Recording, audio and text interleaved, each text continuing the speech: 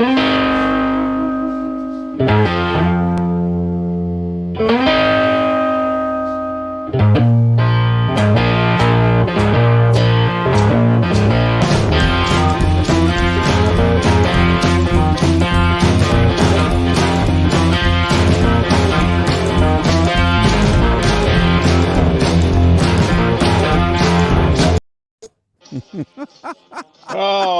look at that rookie error.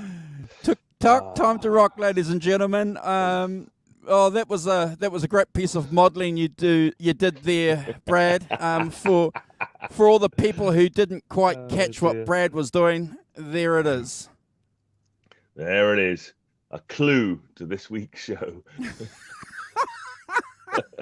Can you tell what it is? Look at that. We got all the props. That's no expense spared on props. Production. Well done. Magnificent. Well done. That's we were actually talking, ladies and gentlemen, too, in the green room. We're going to obviously do a giveaway at some stage during the show, and really look forward to that, because I think it'll be the second or third one that we've done.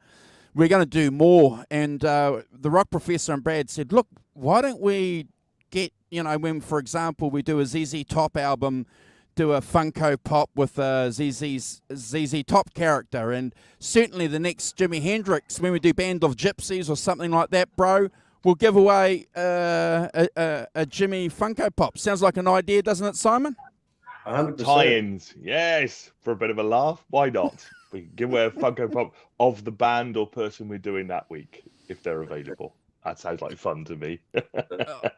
That sounds like great fun, but it's good. Oh, what else? What have you got there, bro? You were showing something else. No, I was just saying that's my fake stage. Yeah, you pretend. Oh, that's a scale model of Monterey, is it, Brad? With everything on. Next 5150 show, you can have it. Oh. Anyway, and I forgot. I've actually got another prop which I forgot. Hold on. Look at that. Oh, that's the scale. There. Well, that's the one. Yeah, there you go. Look at that. Yeah, a huge Marshall. That's what every rock guitarist wants, Brad. It wants a Marshall amp stack bigger than they are. That Marshall stack is actually a good little practice when I'm at gigs. I stick in my gig bag. So yeah. Speaking of Marshall stacks, do you remember? We haven't done a shout out to Warren for a long, long time, but do you remember when he said, bro, when he first jumped on our chat, he said that your Marshall stacks behind you were beer dispensers. Beer dispensers. Still one of the great channel jokes, that is. I don't drink as much these days, so just that one now.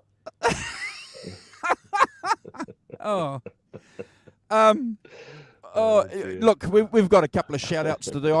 It's been a while since we've done a shout out to Warren. Bro, we haven't heard from you. If anybody knows or is in touch with Warren, please let us know how he's going and what he's up to. We'd like to hear from him. But guys, a couple of days ago we were sending each other messages going, holy cow, we reached another milestone on the channel, Brad. Yeah, 5,000, and should I say 5,000 and rapidly climbing. So maybe this time in halfway through this month, we might be at 5.5, nearly 6,000 K. So unbelievable. And, for everyone who, is part of the channel and shares and helps this channel grow, thank you so much. We're really grateful. Yeah. Massive sense of gratitude from here. Yeah, fantastic. It's amazing. And we thank each and every one of you because that's the basis on which hopefully we're growing the channel and stuff. Yeah. And we're up to 5,320 subscribers already. So it's rolling along. And could I say, following that, the views we've been getting as well have been amazing. Nearly 10K for our first Led Zeppelin celebration day. So it was 9.8K is amazing for us. That's really amazing. I know. It's amazing. And it's actually overwhelming a bit because you start thinking how many people have actually watched us fumble our way through an episode of Celebration Day? Yes, absolutely. Yes.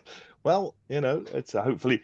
Well, and can I say on that subject, I don't know if you saw this on Facebook, but Holly Lewis, on the back of watching our show about celebrating, went and was completely blown away by the Kashmir version on Celebration Day. She put it on the Facebook thing about how blown away she was by that version and stuff, and how she'd watched the show, and from our show she'd been to watch it. So thanks, Holly. That was really good.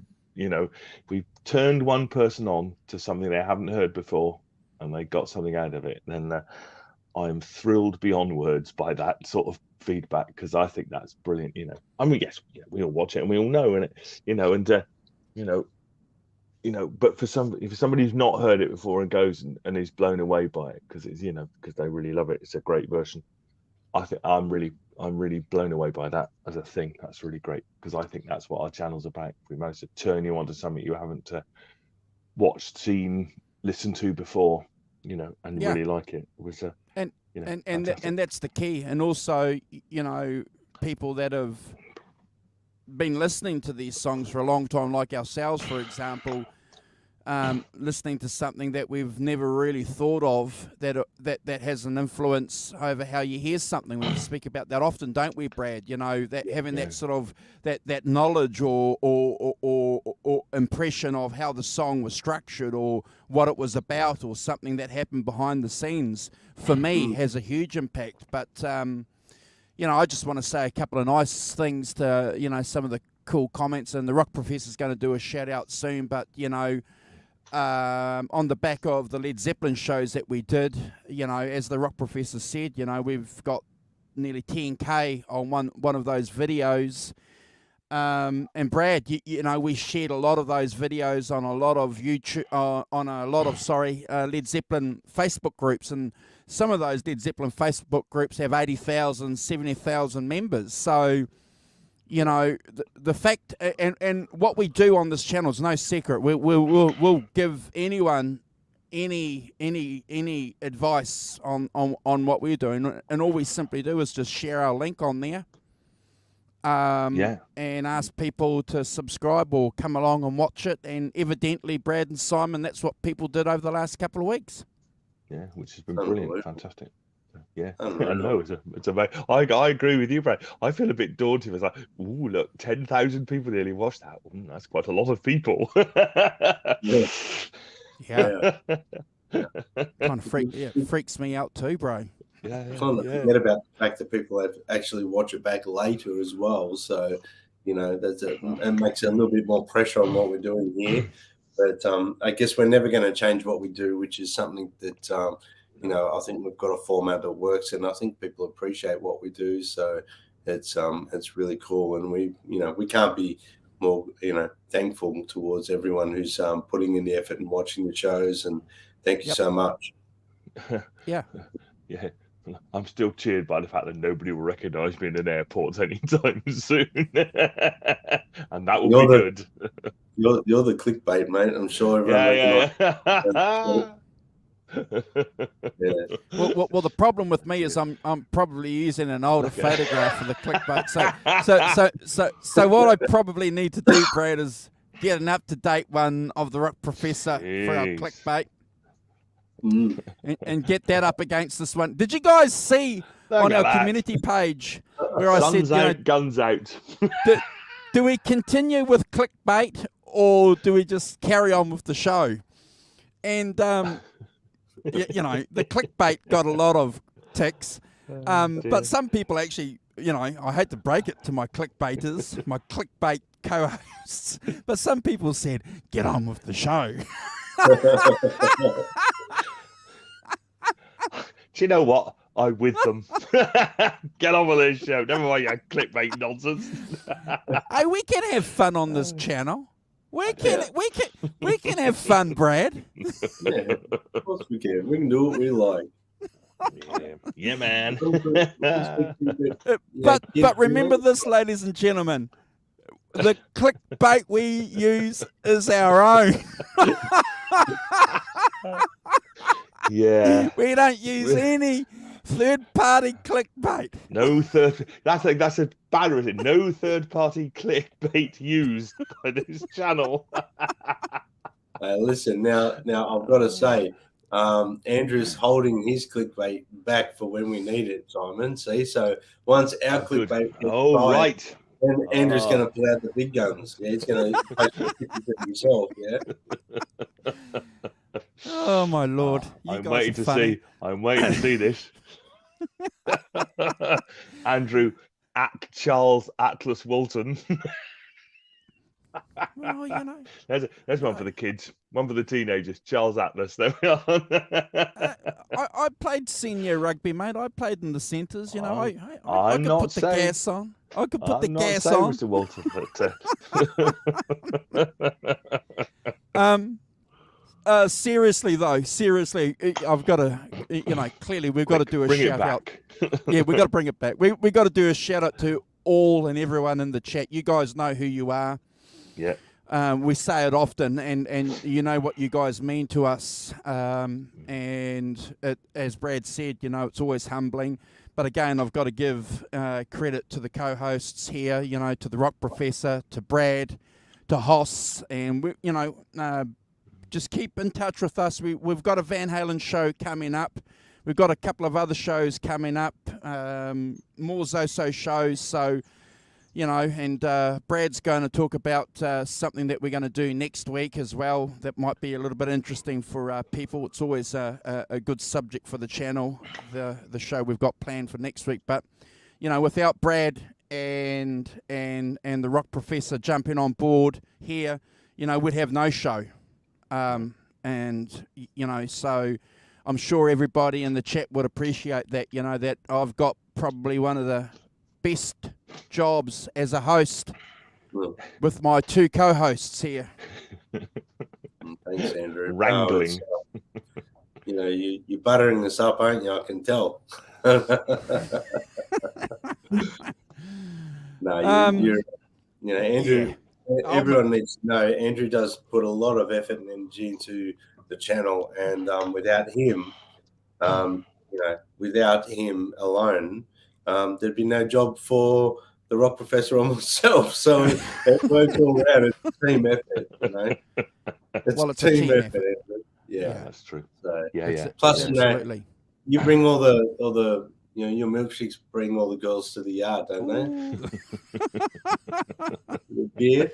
All right, D'Artagnan. Look at him with his modern references and stuff. What does that even mean? Oh dear. Rock Professor, before we kick the show off, do you want to do a quick I'll do a shout out? quick shout out. Yeah. Is that cool? Firstly, yeah. I'll do people in chat. First of all, I'd like to say shout out this week. Garth Hudson from the band was 85 years old on the 2nd of August. So happy birthday to Garth Hudson. Great thing. And if you want to, there's a really good documentary about the band that was released about a year ago called The Band of Brothers. So check that out if you want to know more about the band. Fantastic, fantastic thing. And so let's say good morning to everyone in the chat. I'll just scroll back up. Blimey, a lot of chats. So Nelson Rodriguez, good morning, Nelson. Hugh Caldwell, Gret Zeppelin, some bloke called Simon Williams, Tim Thomas, Ellen. So morning, Ellen. Got Teresa Maria de Souza. Good morning, Teresa. How are you? Hope Brazil is good. Holly Lewis, of course. Morning, Holly again. And thank you very much for that comment. It pleased me no end. We sent you off to something. Lake District Music UK. Andy, good morning. Andy, how are you? Who else we've got rolling in? We've Helene O'Hara. Good morning, Helene. Hope you're good. Hugh Caldwell, Holly, Tim Thomas. We've got Jazz Thunder 50. We've got old slippery fingers Jim in here. Careful with that axe, Eugene. He's banning people. You want me to ban Ellen this week, Jim? Because we've given her a spanner. Quentin James. Good morning, Quentin, from sunny Louisville, Kentucky. Possibly sunny. Nelson Rodriguez. Mark Effects. Good morning, Mark Effects. So hope you're good. Thanks for joining. I think that's everybody who's made a comment in the Robert Ranford. Robert, nearly forgot you. Sorry. Apologies. Good morning. I think that's everybody. Hopefully I've got everybody. Give me a shout if you haven't, and I will shout you out as a thing. So thanks everyone for joining. We've got 18, 17 people watching, so it's fantastic. And on with the show, Carruthers. Yeah. And thank you to anyone that's going to be watching our show on playback as well. You know, it's always nice. We get a couple of comments from people that enjoy the fact that we do acknowledge them on playback. So good to see that people watch more than 30 seconds of our shows, Brad. 100%. We're obviously, you know, keep them entertained, you know, so we've got to keep doing what we do. Yeah. So, as the Rock Professor said, on with the show. So you have, my friend, hopefully I shouted out. Keith, did I shout you out? I don't know if I did. Keith Campbell. If I didn't, hello. Hey, Keith. You are our resident Hendrix nut, and you've picked a blinder for us to talk about this week. So I'm going to pass it on to you, bro. Well, look, I had to pick this one. You know, I think I've mentioned on the very first interview that you did with me, Andrew, on my EP, how how important this album or this live performance was for me as a musician becoming. I was heavily influenced by Jimi Hendrix at Monterey and The Song Remains the Same by Led Zeppelin. Those two VHSs made me want to play guitar. They made me want to pick up the guitar. So for me, this is probably one of the most important performances of Hendrix's career because it put him on the map in America. But I'm sure I'm not the only person that was influenced by this enough to pick up the guitar and want to play. I'm not sure you guys want to tell us your little backstory, whether the first time you saw this. I mean, for me, the first time I watched this, I was floored. I was absolutely floored. I couldn't believe what I was watching. The main things that stood out to me were the flamboyancy of Hendrix, what he was doing, the sounds I was hearing, and the effortlessness behind what he was doing while he's singing, playing, and what seemed like to me someone who was actually leading the band instead of a drummer leading the band. Hendrix was leading the band, and the band were just following him. That's what it felt like from the very first watch. Obviously, watching it back many times, including the last week, that's not necessarily the case because Mitch Mitchell leads a lot of this performance. They're watching Hendrix for the cues, but he's leading a lot of the performance. But we'll get to that. But for me, the very first time I watched Hendrix at Monterey, I was floored. I have to say, I never thought I'd see or hear someone play like that ever again. And I'm sure I haven't ever seen anyone do a job like Jimi Hendrix did at Monterey. You got to remember, this is a young guy. He was 24. He's 24 years of age, and he was successful with a single Hey Joe in the UK, and he came back to America, and this was his homecoming, his hometown. He really wanted to knock the socks off his hometown, and really 40 minutes of a show, he did that. I think you guys would have to agree, no doubt. What do you think, Simon, Andrew? Oh, completely. Yeah, absolutely. Yeah. It's an extraordinary performance. I think the interesting thing is that it's 40 minutes, 45 minutes, you know, which is like completely standard in those days, you know, and that's completely standard. You know, didn't the Beatles, when they played at Shea Stadium, they only played 45 minutes, didn't they? Kind of, you know, it's sort of was the standard length. And, you know, it's interesting that in 45 minutes, he managed to do 10 songs. Yeah, you know, it's amazing and absolutely, you know, rattle through it. And I'm sure, you know, these days, you know, clearly last week we were doing Led Zeppelin was, you know, good 2 hours of of, you know, you've got a chance to kind of, you know, spread it out and, you know, but then 45 minutes, you know, get on, you know, punch him in the face and leave again. He had a point. He definitely had a point to prove in that 45 minutes as well. So for me, I think I wore out the very first VHS tape I had of Live at Monterey, because I used to watch it before I was even a guitar player every day. And you know, without Hendrix at Monterey, maybe I wouldn't have picked up the guitar till a lot later. But that's what it did for me. Andrew, have you got a story very similar to that, or what was the very first time you encountered Live at Monterey? I think I heard it must have been a cassette tape of this. I was thinking about it over the last couple of days, but I remember watching the VHS. I think around 1990, 91. It must have been around then, and it was a dodgy copy, but gosh, you know, we didn't care back then, you know. But I remember Simon and Brad and people in the chat, you know, being blown away by that visual aspect, that power that I was seeing, because, you know, like a lot of us, we were familiar with Hendrix, and we would see bits and pieces of Hendrix on the television over the years. You know, you'd see, but nowhere near the content that we have today on YouTube. You know, so that's an important point that we have to remember. So to sit down and see this 45-minute concert when you're a young guy with a couple of mates having a few beers, as you said, Brad, it was, you know, mind-blowing. I just couldn't get over the thing that really blew me away is that I was listening to this music for a few years, but I couldn't get over how effortlessly Hendrix seemed to be playing that Stratocaster. You know, it was just yeah, and it still does today. When I went and had a look, you know, again at some of the tracks today, just Simon just blows me away how effortless he is as a musician, guitar player, and a performer. I,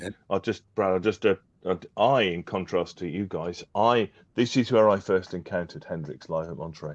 So this is a Jimi Hendrix film from 1973.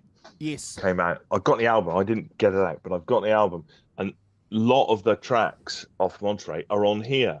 correct. So things like Rolling Stone. So that's where I saw and heard it first. Not as, you know, and it's got tracks from other places as well. So I saw it kind of mixed in. But yeah, you know, I'm 15 in 1973. You know, absolutely. You know, blown away, because I was pretty much probably the first time that it had been released, and I hadn't seen the D.A. Pennebaker film before that, but that's where I came across it, and I've got that record in the cupboard. I've had it ever since, you know. And it contains all the. I mean, I didn't see the film until way later. Or the film that have been. I saw that film, but I think we saw the Arnold Feeney, but I didn't see the actual Monterey full performance until way later. But those versions that are on this are stuck in my memory and stuff, and going and watching it again, kind of, you know, it was just, I was like, oh yeah, I remember all of these, you know, why do I remember them all? Then going back to that album, go, oh, I've had that album for 40 years, you know, 50 years. That's why I know it all, you know, all those little gags that he does and stuff. Yeah, there's Bolton and there's his grandma over there and all that gear. You know, stick in your mind. Yeah. Well, that's first time around. Yeah, well, for me, it influenced me so much that even in my very first band photo shoot, I wore a feather boa and tried to dress like Hendrix in it, and you know, nice. it influenced me very, you know, very much, and even to this day, I'll go a long time without listening to Monterey, but when I put it on, it's like coming home. I love listening to the performance, because it's meaningful to me more so than any of his other performances, for that reason that got me into playing. But his look, the clothes he wore, the shirt with the frills, the vest, the jacket, the feather boa, the band were dressed very similar. Like Mitch Mitchell was wearing like a pink or purple shirt with the frills on it as well. Andrew's thrown a couple of photos, yeah, and yeah. So he was such a cool looking dude, and for when we go through this, it's hard to believe at times it's only a 3-piece band. It's remarkable. So if you guys are happy enough to dive into the background of the performance and everything, I'm going to go through it. I've got notes and notes and notes of stuff here, guys, and I'm going to try and keep it short and sweet so we can get into the songs. But take your time, bro. Anyone who people expect you to be as in depth and detailed as you always are. Well, I'm going to try and keep it like on point without deep, because normally I go through my notes and start drifting off and coming back. So yeah. Okay, so for anyone who doesn't know, the Monterey International Pop Festival was a 3-day music festival. It was held in 1967. June 16th to 18, so 16, 17, 18. Hendrix was scheduled to go on the 18th, which was the Sunday. The festival embodied the theme of California as a focal point for the counterculture, and generally is regarded one of the beginnings of the Summer of Love in 67. It was the debut, basically, of hippie, flower power, flower children movement era. So if that sort of sets the mood for you, at least you can sort of know where what the era was like at the time.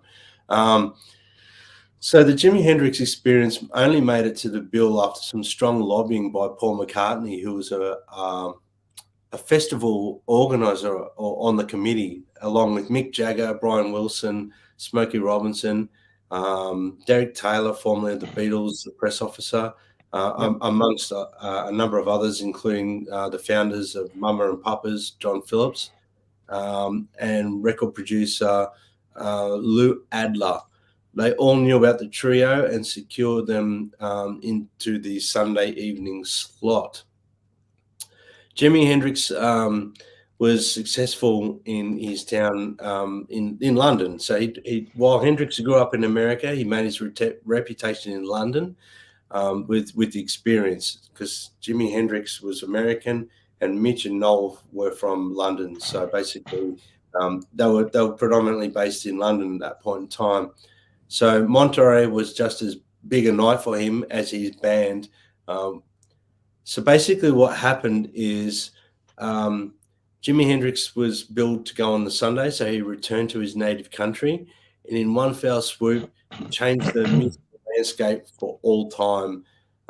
It was the US debut performance of the Jimi Hendrix Experience at Monterey International Pop Festival that propelled Hendrix and his bandmates, Mitch Mitchell and Noel Redding, to the top ranks of international rock royalty. So it was obviously his homecoming, and he wanted to prove a point. And I'll mention that is the importance of that now. I'm going to explain.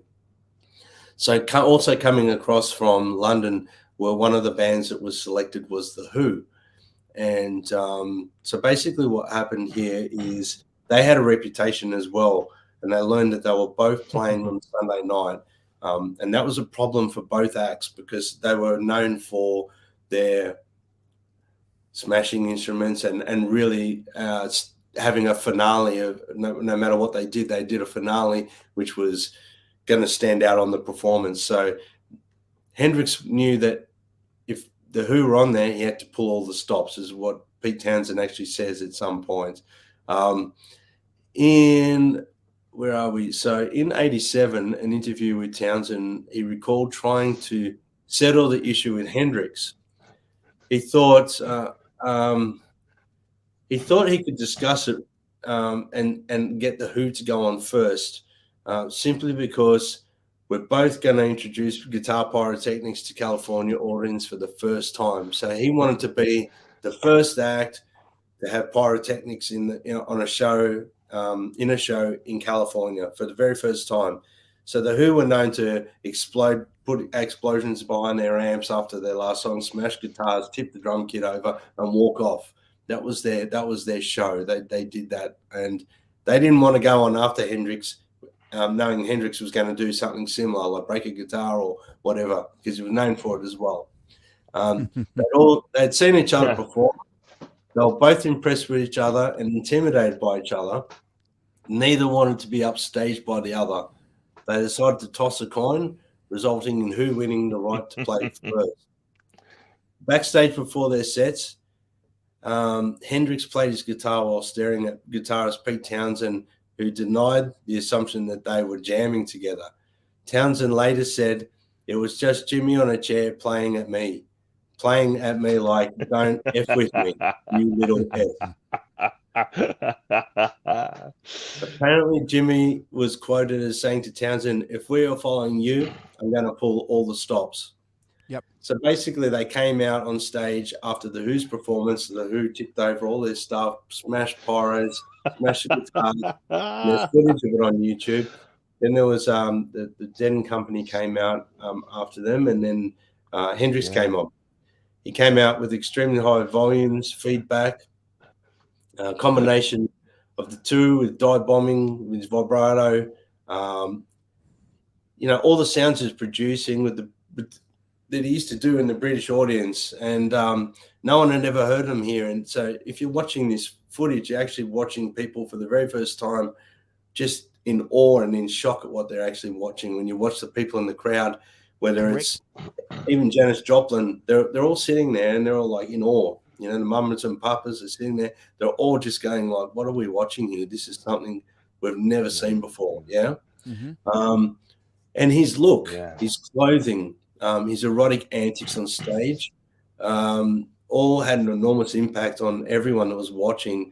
And to take things further, aware of the Who's planned explosive finale, he asked around for a can of lighter fluid. He placed behind one of his amplifier stacks before beginning his set. He ended his Monterey performance with an unpredictable version of Wild Thing, which he capped by kneeling over his guitar, pouring lighter fluid over it and setting it on fire, and then smashing it onto the stage.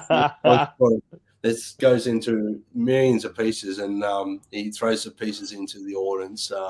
I think it was two or three pieces of the guitar were just like big chunks. This performance definitely put Hendrix on the map, and it started his career in America. And obviously from there they were touring flat out. And so his homecoming to America was successful.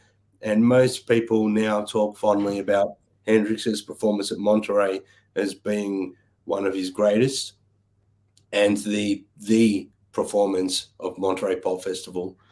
So I hope that sort of paints a bit of a picture for you guys before we start breaking down the songs. So if you guys got anything you'd like to add? Simon, Rock Professor, Andy? Well, yes, quite a lot, really. But I mean, I think you're right. I think that it's difficult.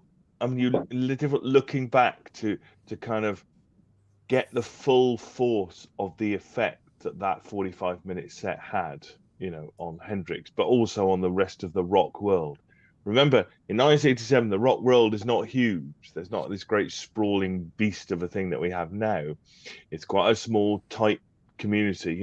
It's growing, but it's coming out. It's just flowering, and this kind of extraordinary musician who just smashes the doors down and and points a new way of playing the guitar, of sounds on the guitar, of, as you say, the flamboyance of the performance, everything about it was kind of revolutionary in oh so many ways. And I think it was even I can, as I say, because I went to see that film in 1973, when it was still 6 years on, but still relatively fresh, and that the ripples of that performance was still echoing across the airwaves, and in 73, and clearly he died for a couple of years before that, and extraordinary. I love the idea that there's this big argument between Townsend and Hendrix, kind of about who's going to go on and stuff. I'll show them. If everybody thinks that musicians aren't competitive, Yeah, man. Well, exactly, The other Simon. thing I'd say, Exactly. yeah, I think that's one of the key things that we have to remember. You know, with Jimi Hendrix, we think of him as a musician and a guitar player, but he certainly knew that he had to take that crucial opportunity as an artist to push whatever he had as a band and as an individual, to make sure that he was making a statement, visually, artistically, as Brad said. You know, smart guy, a smart cookie. Everything that he did on the road on that Chitlin circuit, everything that he saw in the UK, he observed and distilled it, and bang, as Brad said, put it all together and freaked people out at Monterey. Just phenomenal. Yeah. yeah. No, it's obviously, you know, there weren't many festivals around at that particular point in time, like the Monterey Pop Festival. There were jazz festivals that were going. There was never a pop festival or a rock festival. So this one encouraged more festivals to come, including Woodstock, Isle of Wight. All these different festivals were obviously trying to portray and do what what Monterey Pop Festival did. Interestingly enough, for everyone, if you didn't know this, all the bands that performed on there, bar I think one or two, actually played for free because the money was going to be donated to charity. So the only thing that was paid for was the flights across.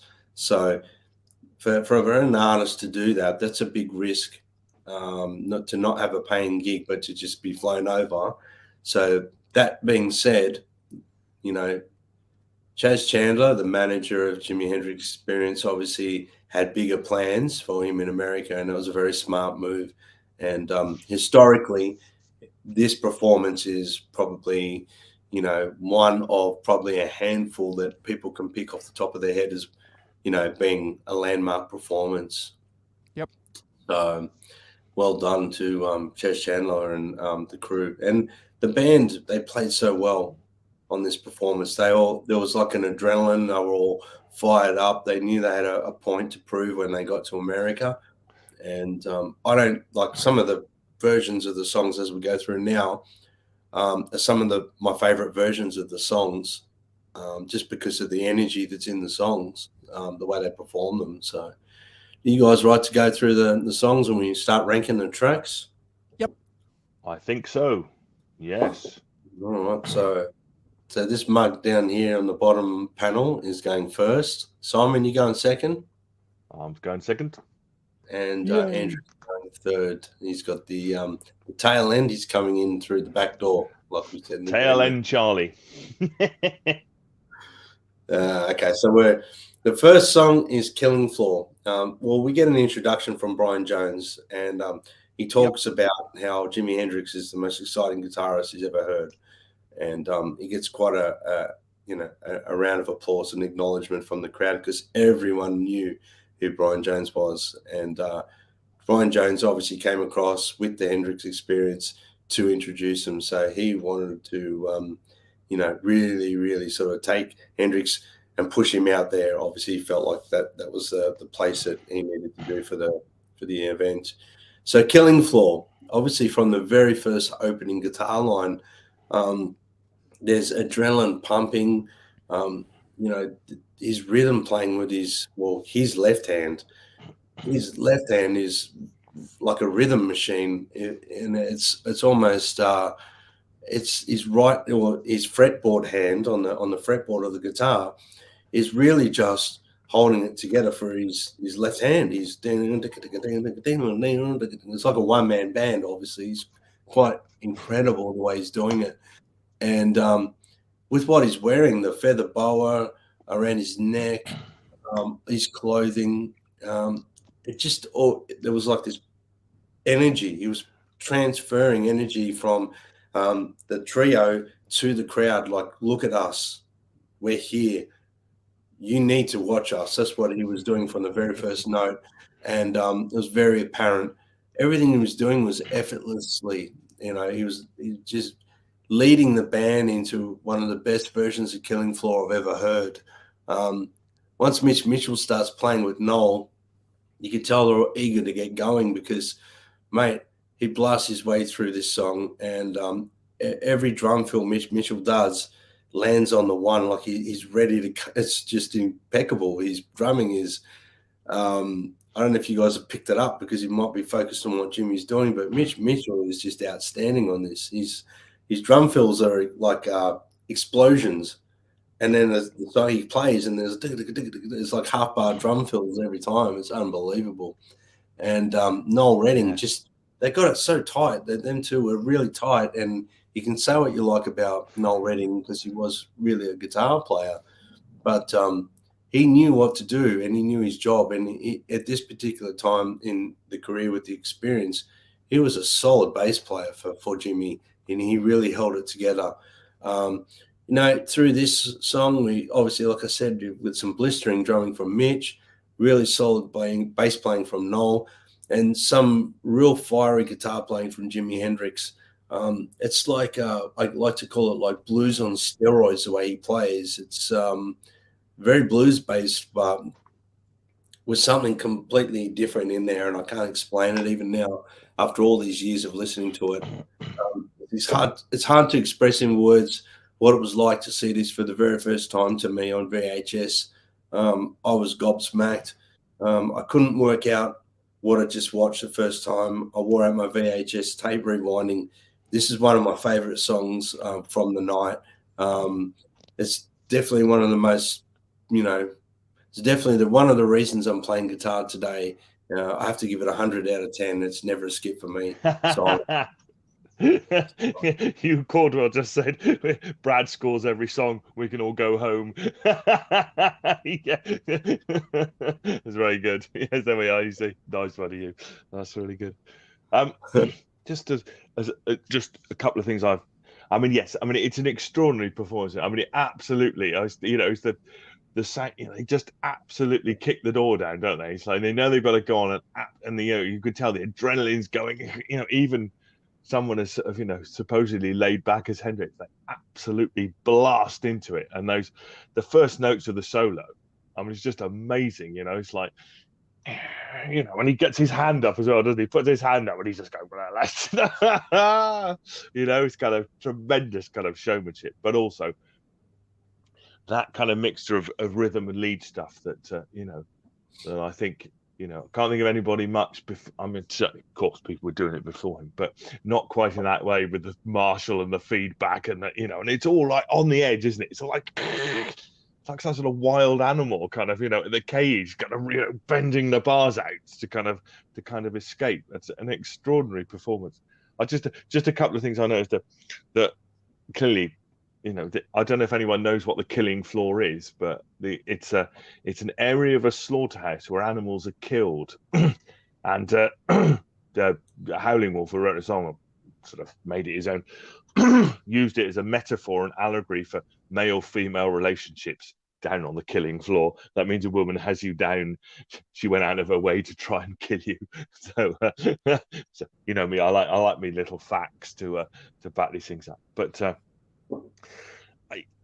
I love it all. I think it's it's an amazing opening, and I think it's unlike anything. As I say, you look at it from 2022, and that effect, that him coming on doing that in the way that he did it with those, it's like unlike anybody else really, doing something that nobody'd seen before.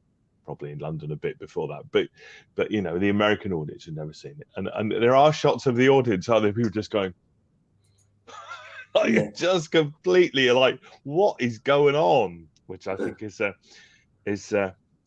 absolutely it's amazing. And I love those shots of those things but you just see people going, I don't know what's going on here, but my God, it's happening. The whole kind of, it's all shifting that way.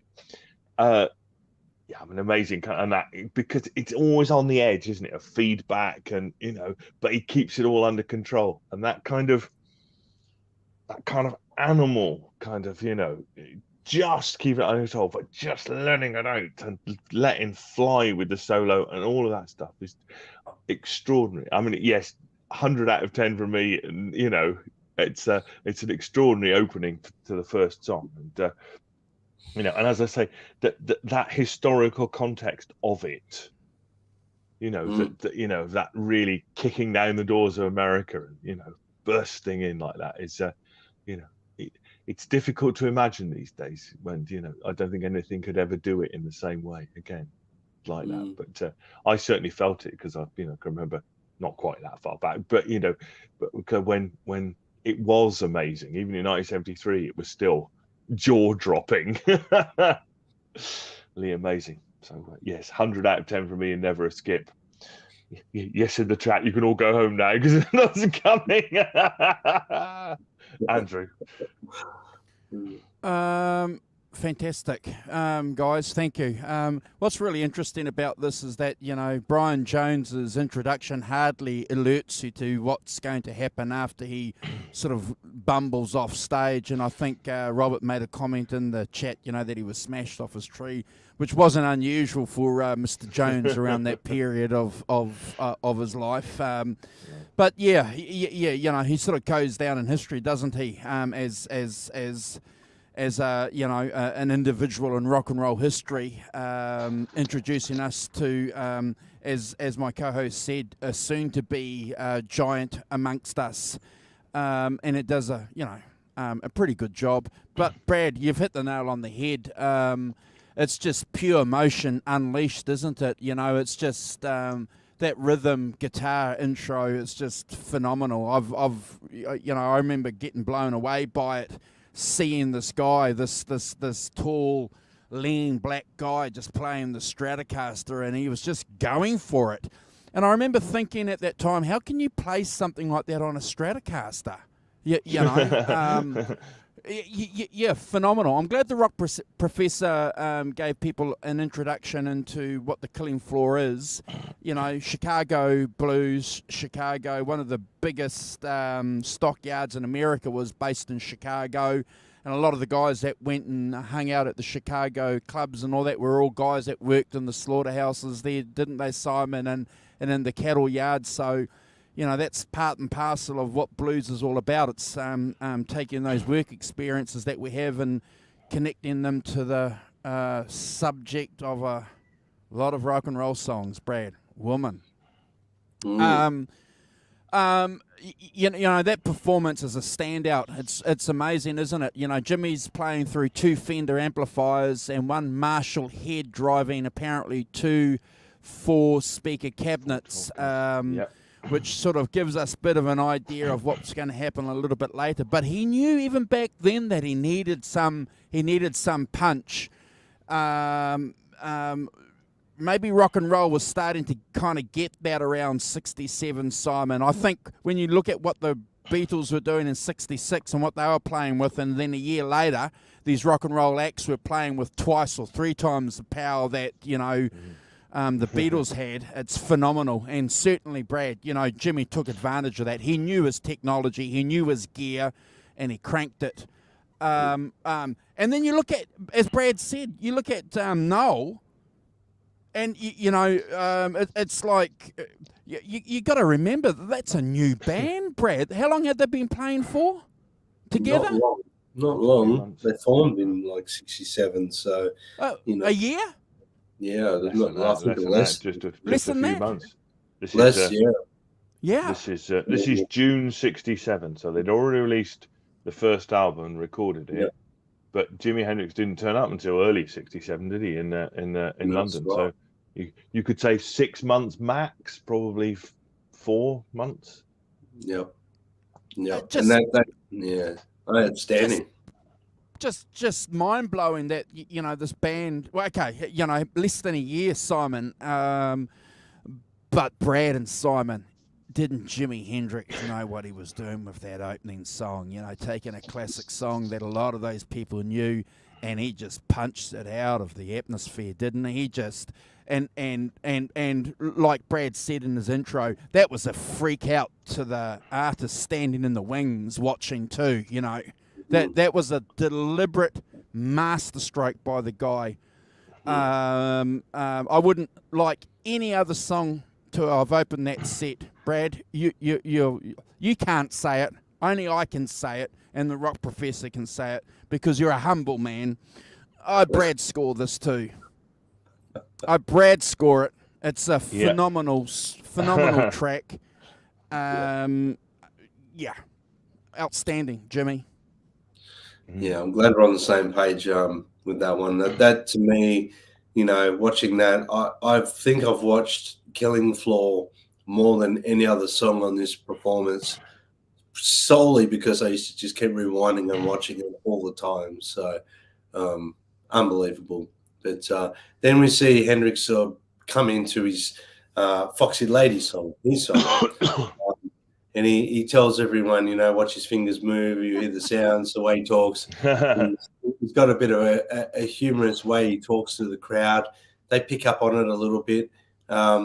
This is also, like we mentioned in the Celebration Day shows we did on the Zoso show, this is a very visual show as well. So you really need to see the footage to this. And the way he plays, you know, it's exciting. He's putting excitement behind everything he's doing as well. So from that volume swell by Hendrix, it's exciting. We're already waiting for the rest to happen. Yeah, Mitch Mitchell, he swings the song. He's got swing in his playing. Nolan's right in the pocket. You know, he's tight on that bass. Hendrix is flamboyant on the guitar. And when the guitar solo kicks in, boy, is that fiery. He's just tearing it up on that guitar. He throws the guitar between his legs at one point. He's wiggling his tongue out while he's pointing at people, you know, pointing at women in the crowd, wiggling his tongue. You know, what a showman. And we see it right here in front of us on stage. What a fantastic performer he was, and a lot of that stuff he picked up from the people he was backing on the Chitlin circuit, and when he was playing with guys like Little Richard and everything, they were showmen, and he's picked all this up, and he wanted to put that up front as well. It's a great version of Foxy Lady. I've always loved the song Foxy Lady. It's 10 out of 10 for me. It's never a skip, Simon. Absolutely. Yes, it's another example, isn't it? I mean, it's the kind of first example on this record, but of kind of how kind of soulful his singing is for starters. He's really got that kind of, you know, that 60s kind of soul thing going on, but also that rock thing as well. It's kind of, you know, it's just a proto kind of soul funk rock record with that rock edge, and also how kind of sexy it is, you know. It's, you know, when he sings Foxy Lady, ooh, you know, it's like, you know what he's talking about. We know what he's talking about, you know. It's quite clear. And as a British person, man, it makes me feel quite uncomfortable. You heard it here, ladies and gentlemen. Yeah. But you know, I think it's that kind of, but it starts off with that, you know, that fingered note, you know, just kind of, you know, with his arm up doing that. It's like, you know, it's like, come on, you know, it's just, I think, you know, because everyone does it now, it loses, but that impact of that is just extraordinary. It makes me smile every time you see it, because it's so good. And, you know, as I say, that kind of, and when he, you know, that's when he's singing and all of that, and he plays the guitar between his legs and all that stuff, you know, and it's just, you know, I'm going to put on a show for you, the like of which you've never seen, you know. But you're right, getting it from that, you know, playing with Little Richard and stuff, all that showmanship, and clearly understanding that, you know, that's part of it, is a part of Hendrix thing. But you've got the technique, you've got the you know, you've got the gear, you've got everything, the talent to back it up massively. It's you know, and I think that, as I say, it's, you know, it's so kind of sexy, overtly sexual, and kind of, you know, and out there, that it's another extraordinary performance as far as I'm concerned, you know. And that fantastic kind of, you know, that funky thing that he does mixed in with the rock, you know, is kind of, I mean, clearly another 10 out of 10 and never a skip, you know. It's and it has that energy and that power and all that, you know, with the visual stuff. It's amazing stuff. Mr. Walton. Yeah, there's a famous interview, isn't there, with some guy. I don't even know who this guy is. He's just some academic from the States, and he's making the connection between Mick Jagger and Jimi Hendrix and a couple of other rock icons, about them being the Pied Pipers of rock and roll, and you know, the hysteria and the sexual energy, and you know, linking it back to this whole storytelling that humanity has, you know, with telling stories and captivating audiences, and you know, we've always been doing that, and today, back in the 60s, late 60s, this is the modern interpretation of it. And you know, apparently guys, you know, a lot of these academics were bewildered. They just couldn't get over how people were still, we saw it with the Beatles, didn't we, on a mass sort of level, and continue through. But what was interesting, though, is it wasn't little 14-year-old girls freaking out. It was, you know, college people, Simon, college-aged women, and people studying for their masters and doctoral thesis that were getting freaked out by Jimi Hendrix. I don't think Brad. I think Brad. I think your analysis about what Jimmy was doing with those movements, with his tongue, that sexual innuendo, playing the Stratocaster between his legs, clearly, overtly sexual references. Clearly, he's not hiding it. But you know, I think from what I've read, it freaked a lot of people out. It freaked. You know, music one side. Put the music to one side, but the fact that this guy just didn't give it, I won't swear, didn't give flying earwig. Yeah, you know, went out there and did that. Again, is just phenomenal. We got blues, didn't we, with the first song? This second song here, he's given us a bit of psychedelia, isn't he? He's given us his interpretation of the psychedelic movement, which is still happening, Simon. People are still buzzing. Psychedelic movement is at its height back then, isn't it? So it's not a bad word. Yeah. No. Can I Brad score this too? Yes. Go for it. Look, just for that, man, I can't give it anything less than a Brad score. What? It's something that progressively through the gig, he becomes more about expressing sexuality in the songs through his movements and what he's actually doing as well, and tying it all into music and harmonic connection and everything like that. So there's a lot going on there that we don't even look into unless you're really looking for it, if that makes sense. Yep. What he's doing, he's a very smart man. So we get to the next track, which is a sensational version of Like a Rolling Stone, the Bob Dylan song. And we finally get to hear a little bit of a proper chatter from Jimmy. He, you know, acknowledges the crowd, and, you know, he says, you know, yeah, it's really out of sight, man. Didn't it ring? No buttons to push. And talks about, you know, and really interacts with the crowd a little bit. And then he introduces the song, and he starts off that really raunchy guitar intro to the song with that space and the rhythm he's doing. I can't really describe the first time I heard this what I was thinking, because I was expecting something different, and it wasn't. It was completely different to what I expected. The way he plays that intro, the song comes in, and then he dynamically pulls the song back again. He starts talking about the song, what he's going to be singing. And, you know, he likes to bore you for about 6 or 7 minutes, and excuse me while I play my guitar for a bit. You know, like he's fantastic.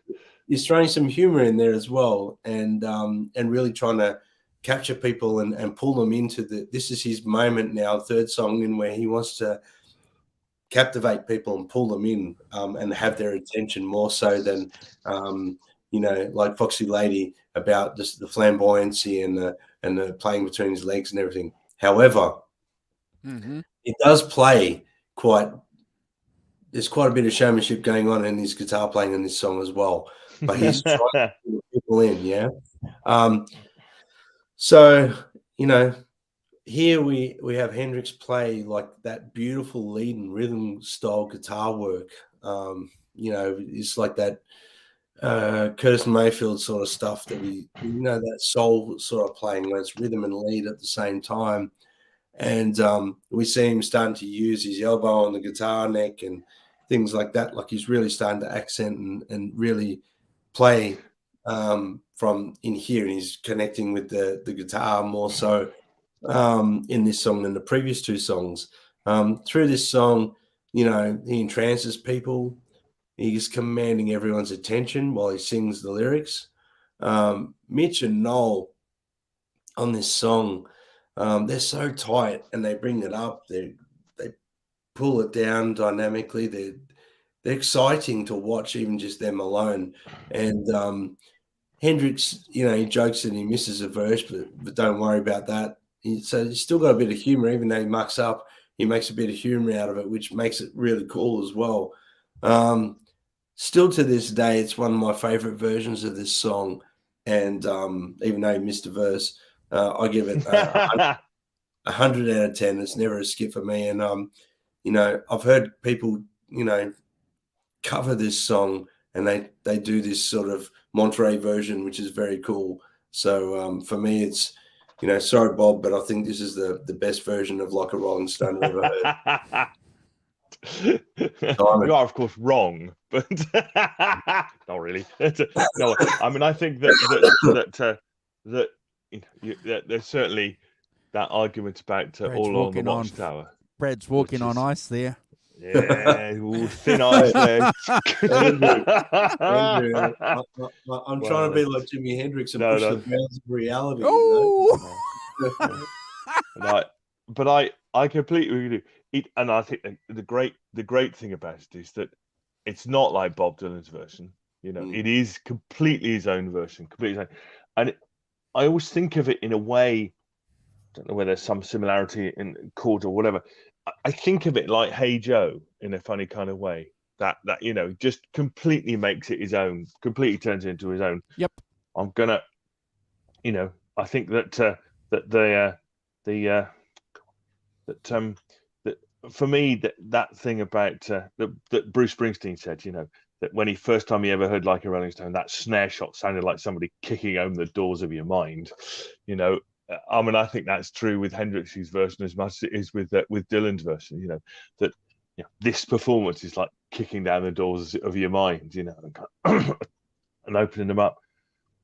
I mean, I think I've heard it. I mean, as I say, I've heard it a lot with all those gags about Bob Dylan as his grandma over there and all that stuff. It shows how playful he is with with the audience stuff, how confident he is, and everybody says how shy he is and things, but there's a kind of confidence and the playfulness that in these audience banter and stuff that really kind of belies that in a way, or he's got a performing persona that he can put on. And I think I also think that it is one of the great songs of all time, and I think Hendrix makes it, and when he's that line, how does it feel?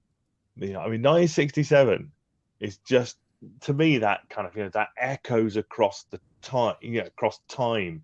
If you're in 1967 with the Summer of Love coming out and all of those things happening, all that stuff, and you're singing "How Does It Feel?" It that has such a weight to it as a line and as a question, as a thing. It's in a way that maybe it doesn't now and it didn't before then, but then that particular time, it's plugging into the zeitgeist of the time, and you're asking that, and it's such a fundamental question, particularly for then. I think how does it feel? All of that stuff, everything you're experiencing now around you, the society, everything. How does it feel? It's just an extraordinary kind of question, and as I say, resonates for me, across time, in a way that few other things do. In a way, I think it's an extraordinary version of it. It's 100 out of 10 for me, and never a skip. As it's one, it's the great version of it. Besides Bob Dylan's, I think Bob Dylan's is the great version too, but it's depends on where you sit on. I've no objection really, truthfully, Brad, you thinking this is the greatest version, because I think All Along the Watchtower is the definitive version of All Along the Watchtower.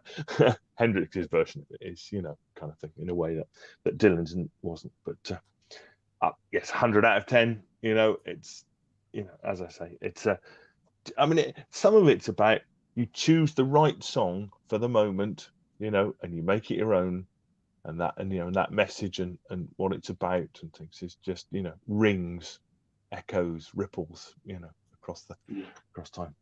Andrew. Yeah, I love this version of the song. I love the Stones version that they did on Script as well. Another great version. Brad mentioned. There's a lot of versions out there. I love this version too. What I like about this version, ladies and gentlemen, is that Hendrix raises the song above the bitterness of Dylan's version, in my opinion. He puts this clearly into the performance that he's offering. He's clearly, by now, with this song, if you watch the video, he's in control of that whole audience by this song, and he knows it. He knows that he's got it, and the fact, Simon and Brad, as you guys have mentioned, that he missed the lyric. Some set of lyrics, a verse, yeah. Which is funny.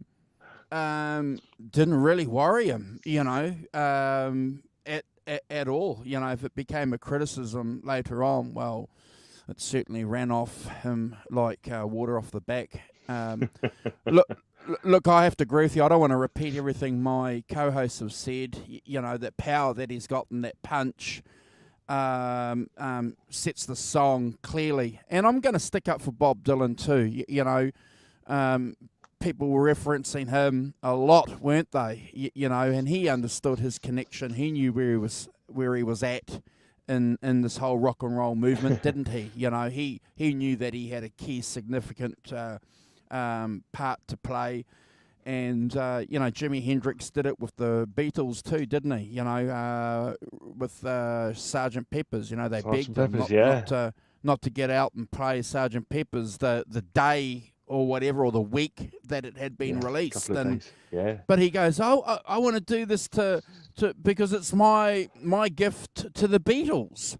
And it's entirely believable. That's the reason why he did it. So if he's doing this to Jimi Hendrix, to Bob Dylan again, saying, hey, this is my gift to you, but guess what? I'm going to raise it above the bitterness of your version and turn it into a groovy kind of party thing. He did it. 10 out of 10. Not quite a Brad score, but still, Brad, it's 10 out of 10, brother. It's really out of sight here. Didn't it rain? No bugs to bush. That's lovely. Stop doing scramble over there. Yeah, something like uncanny. If I close my eyes, I'm there. Wow. Oh God! Goodness sake. Stop that now. Yes. All right, so we get to the end of Like a Rolling Stone. He ups the tempo a bit for the next one. It's Rock Me Baby. And if anyone's heard the originals of this song, this is a lot different to the original, but it invokes a bit of a sexual energy in this song. He jokes about how words are probably going to go wrong, but dig it anyway. He's underconfident. He's showing he's underconfident about the songs. Maybe they were not quite rehearsed enough. Who knows? We don't know. But for me, the way he comes out and starts a song that they blistered through this one, it's absolutely fantastic. You see, some fantastic playing from Hendrix. Noel and Mitch are, they're on fire. They're holding it down. It's together. Hendrix, he plays with his teeth in this song. He gyrates his guitar. Very sexual acts between him and his instrument. He's giving a little bit more in this song again. Towards the end of the song, he sings those guitar lines, very blues, like singing and playing the guitar lines, rock me baby, and he's playing those notes on the guitar at the same time. That's something that he was very good at doing, and he picked up from all the blues greats doing that in the past. So this, for me, he's giving a nod, to, is it B.B. King was the original for this one? Is it B.B. King? He's nodding. He's nodding to the past, flame holders and taking it the next level. He's giving his psychedelic edge to the blues here, and he ends the song with that, pushing down on that tremolo bar, really depressing it. 10 out of 10 for me. It's never a skip, Simon. Yeah, interestingly, it's the fourth cover version in 5 songs on side 1. If we're doing side 1, that's me.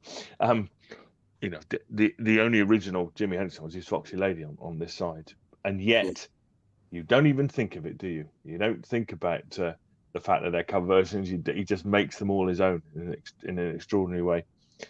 I love the bit at the beginning where he's like going damn, and no, not that, and then he plays it again. It's kind of like little kind of practicing that little riff, at the beginning, kind of almost to himself, just to kind of see what works for him, and then blast into it in a way that riff is never going to work, is it? That kind of slow riff he does at the beginning. Yeah, he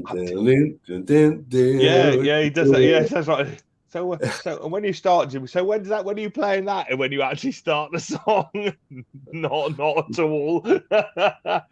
But to me, that beginning sounds like 3 guitarists playing, doesn't it? That combination of rhythm and lead playing. It's just like blasting into it, and it's raunchy and it's sexy and it's he's singing "Rock Me Baby." It's not a cradle thing, is it? It's by a distance. Extraordinary, that kind of combination of lead and rhythm, and the solo. It's like just running his hand up and down their neck and noise. It's like that. It's that kind of. It's talked about a bit before. It's that kind of stepping off the cliff. I'm gonna smash mine up and down the neck, and I don't care about if it's noise and not melody. It's just going to be a feel and an emotion and a vibe, as much as it is about the notes I'm playing. It's about that, and it's just, I just feel that wildness, that kind of, coming out of the music at you in an extraordinary way. I mean, it just, freaks me out in some ways, because I feel it's so strong, and so extraordinary, that kind of coming at you, as you say, coupled with the wild kind of jazzy drumming Mitch Mitchell does, and and that kind of whammy bar ending. That's just, I love that, and as I say, that kind of wild energy that that you feel like he's just animalistic, Collie. That's exactly the word. He's just about got it under control, but it's kind of seeping out around the edges, and I just find it extraordinarily mesmerizing as a performance and as a thing. I mean, 10 out of 10 from me, and never a skip. Amazing. All these songs are just, this performance is extraordinary from my point of view. Yes. Yeah. 100%. Well, what do I add after everything that my co-host has said?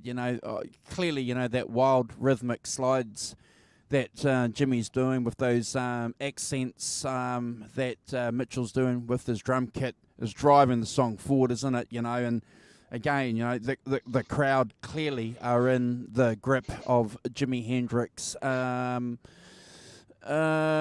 did you guys think where he grabs a couple of the notes with his teeth, that during the song? That's like did you see that kind of, did you see me do that? Did you see me? Can you guys do that? Look. Yeah. Again, phenomenal, isn't it? It's phenomenal in 67 to see this, and again, I'm going to be repeating this point, as my co-hosts have said, even at the top of the show. It's a visual performance, and people were being freaked out, weren't they, Brad? After this performance, Jimi Hendrix was no longer the same Jimi Hendrix. This 45 minutes was just phenomenal. I agree with you, Brad. I've made a note here too about homage to the past masters. We already had that with Howling Wolf, and now he's doing that with BB King. Good to see that he's playing that, paying that back, which is always a good thing. He never hid that too clearly, and I think the fact that he was a black musician himself too kind of put him in that position where maybe he was just doing it because that's what they do, they've been doing that for a while, and I don't want to turn it into like because the white guys in the UK, Simon, had been doing it too. It's a blues thing. It's a blues thing. But the fact that we've got the first time now a black rock god in the making, that's a little bit different, isn't it? And we're seeing that, and the fact that he's propelling himself into a position to do that on the back of BB King is I think something that gives him credibility in himself as an artist as well.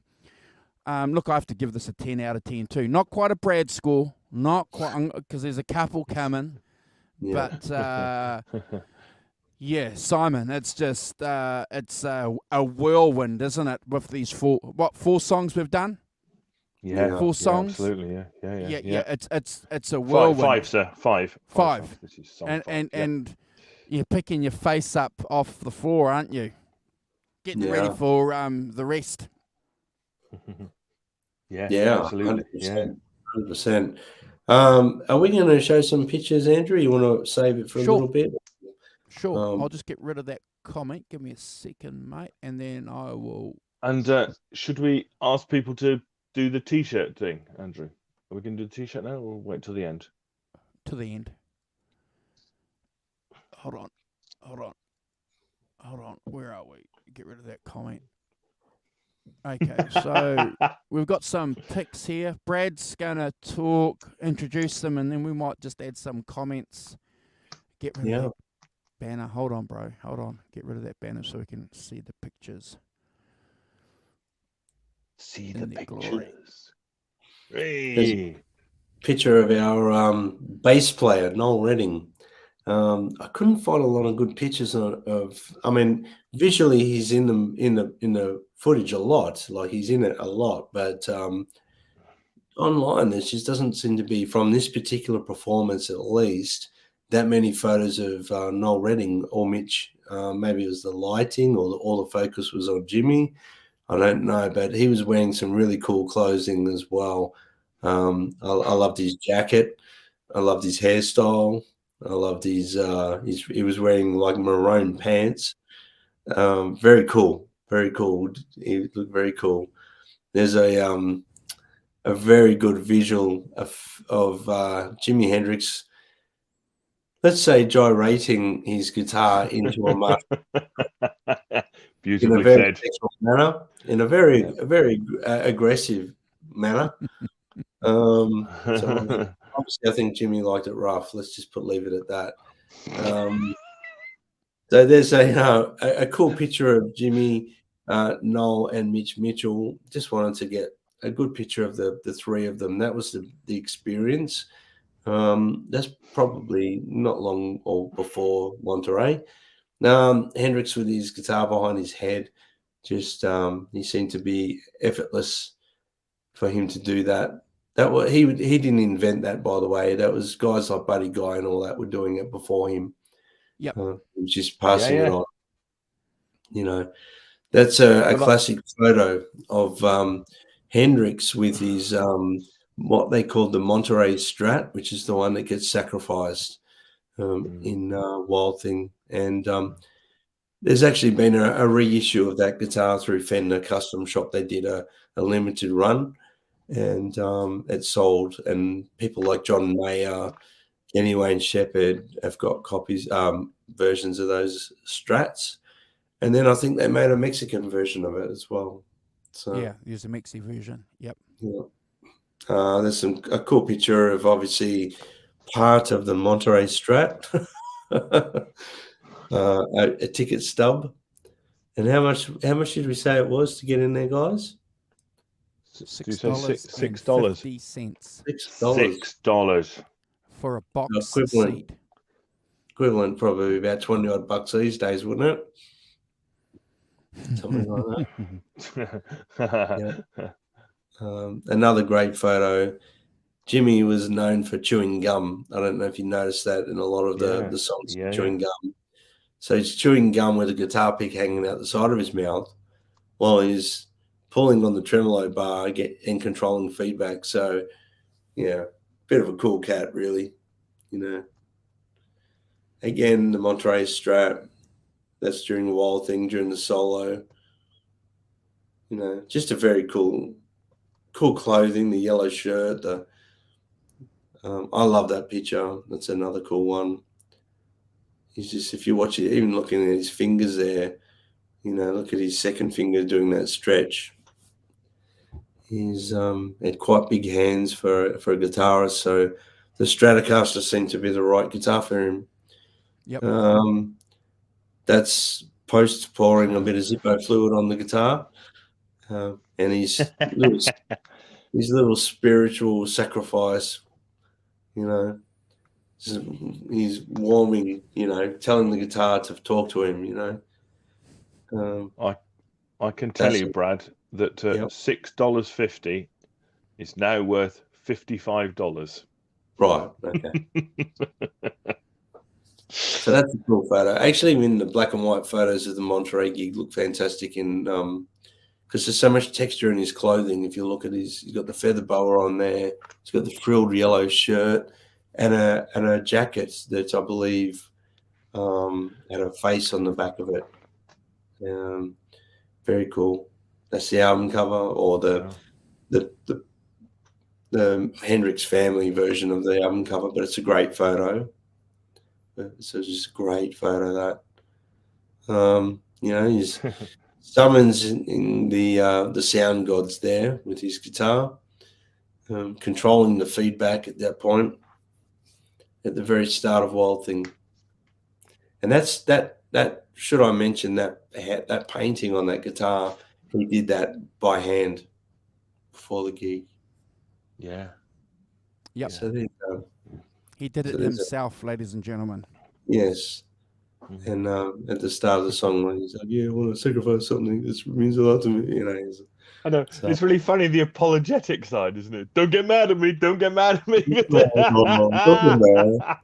Yeah. That's really funny, isn't it? Yeah. Kind of. I'll just pick up on one point, Brad. That thing about playing behind your head, and other blues guys have done it before, but I don't think anybody in the rock reader had done it before, and I think that's the point, isn't it? That you're just introducing it to a mass audience. That kind of showmanship and those things. You may well have done it in the clubs and seen other, Buddy Guy and other people doing it, but not to a wider audience, not in a big pop festival like that, and all these big. Wow, I've never seen that done before. Playing with your teeth, playing behind your head and all of that stuff. Amazing. Yeah. I think you're right, Simon, considering it might be late for some of the people in the States. I think if we do the draw now, because we're going to be probably a little bit more before we finish first of all, you guys have to be here in the chat. So if we draw anybody's name who's not here in the chat, we'll do another redraw, because that's the condition of our competitions. You have to be actually in the chat. Brad, that's correct, isn't it?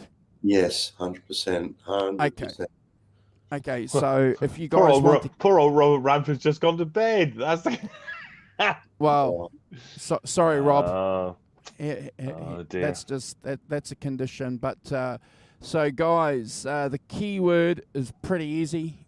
Key that keyword in, #5K subs, please, and then we'll do a draw. He's awake in the chat, is he? Awake in the chat. Okay. All right, so how long do we want to wait, Brad and Rock Professor, before we do the giveaway tool? Well, I think we should do it pretty quickly and swiftly. Okay. Yeah. Give people a chance to go to bed if they want. Okay. Can you That's the count down advice. from 10, please, Rock Professor? Okay. 10, 9, 8, 7, 6, 5, 4, 3. I can only see Greg Zeppelin as I don't know. Have others done it earlier in the? Yes. Does it matter Yep. if people have done it earlier? That's fine. They never get picked Yep. up. That's fine. 3, 2, 1, 0. So hopefully that means everyone's managed to get 5K subs in. Hashtag so you can have a chance of winning. Mm-hmm. Oh, hold on, guys. I did it wrong. Go on. Hold on. I should have -1, -2. shown it. Sorry, guys. Here's the Right. winner, though. Here's the winner. Do you guys believe me? I No. should have Oh, We'll hold do it on. again. It's all right. Do it again. Hold on, guys. Hold on. Where are we? I've got bated breath. That's the winner. I did the draw behind. Sorry, guys. Sorry, I should have done that live. I don't want to do it again because you guys have to believe me. No, that's all right. We're honest here. I did. I should have shared the screen. My apologies. So, Greg Zeppelin, you have won the Van Halen T-shirt. I'm going to give you my email. If you can email me your contact details, I'll get something sent to you. So here it is here. Actually, hold on. Isn't it? Sorry, guys. I should have done that. It's all right. Shirts for everyone. Yeah. Congratulations, Greg Zeppelin. Marvelous. Good stuff. And Yeah, that's Okay, so yeah. Are you Greg putting your Zeppelin, that email is in? There we are. that's my email address. So hold on, guys. I get rid of that. Can I get rid of that? Yes, I can. Get rid of me and Brad. Ting ting. Yeah. That's it.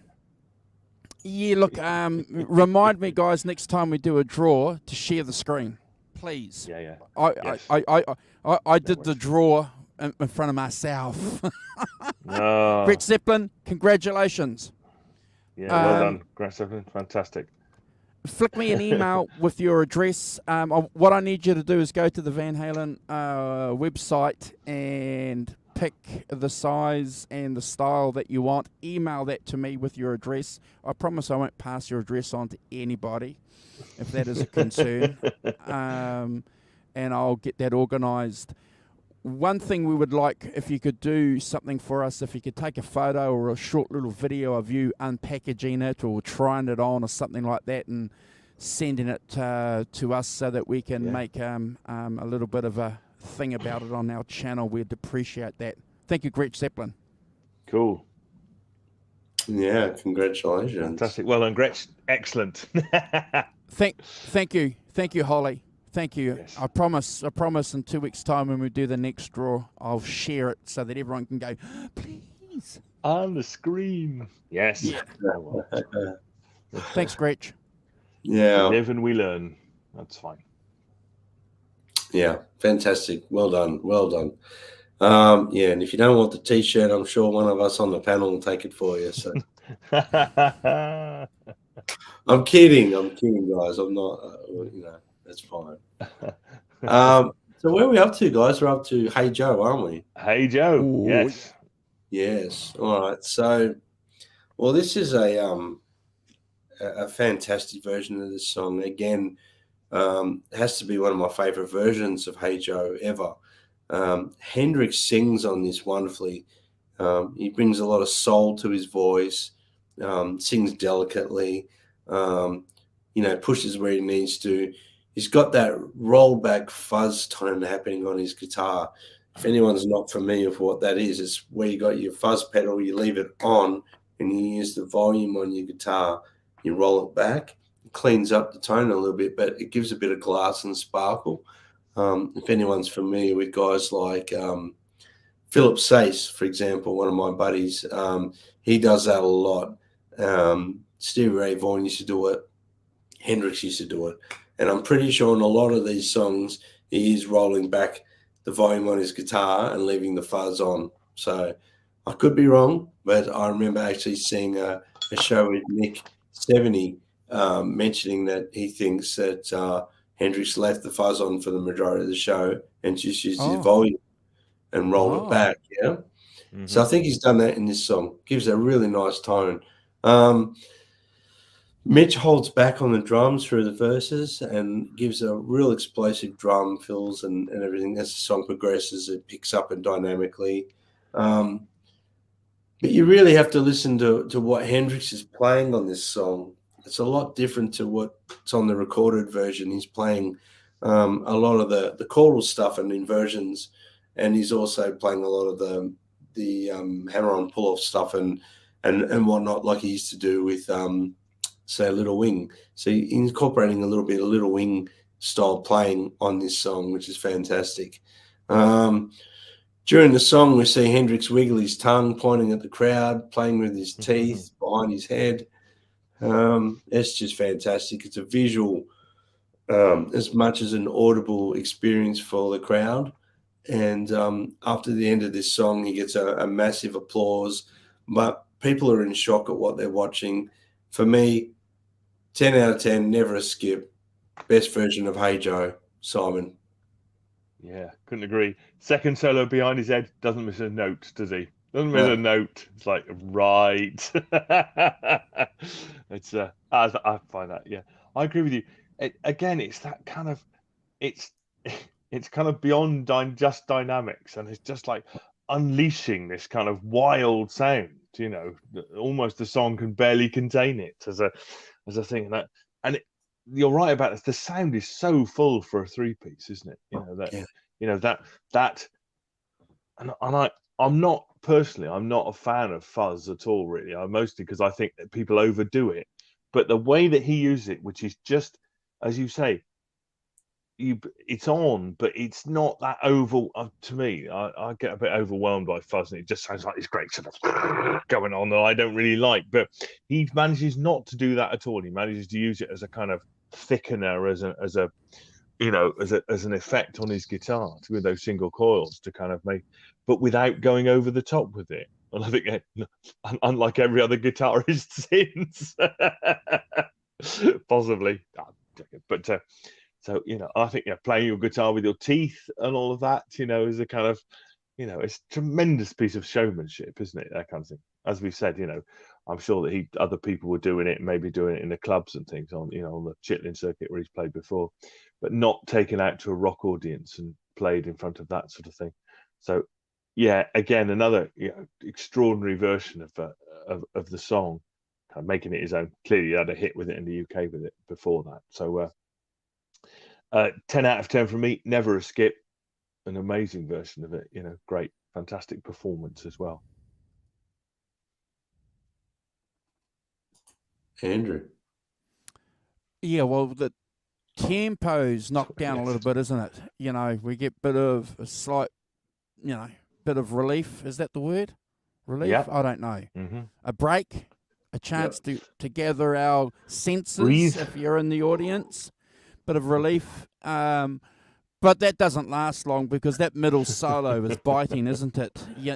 And literally, because Jimmy's plucking the strings with his teeth, and for good measure, that outro solo is flashy too. So, pulls it behind his head, as my co-hosts have said, and as the rock professor said.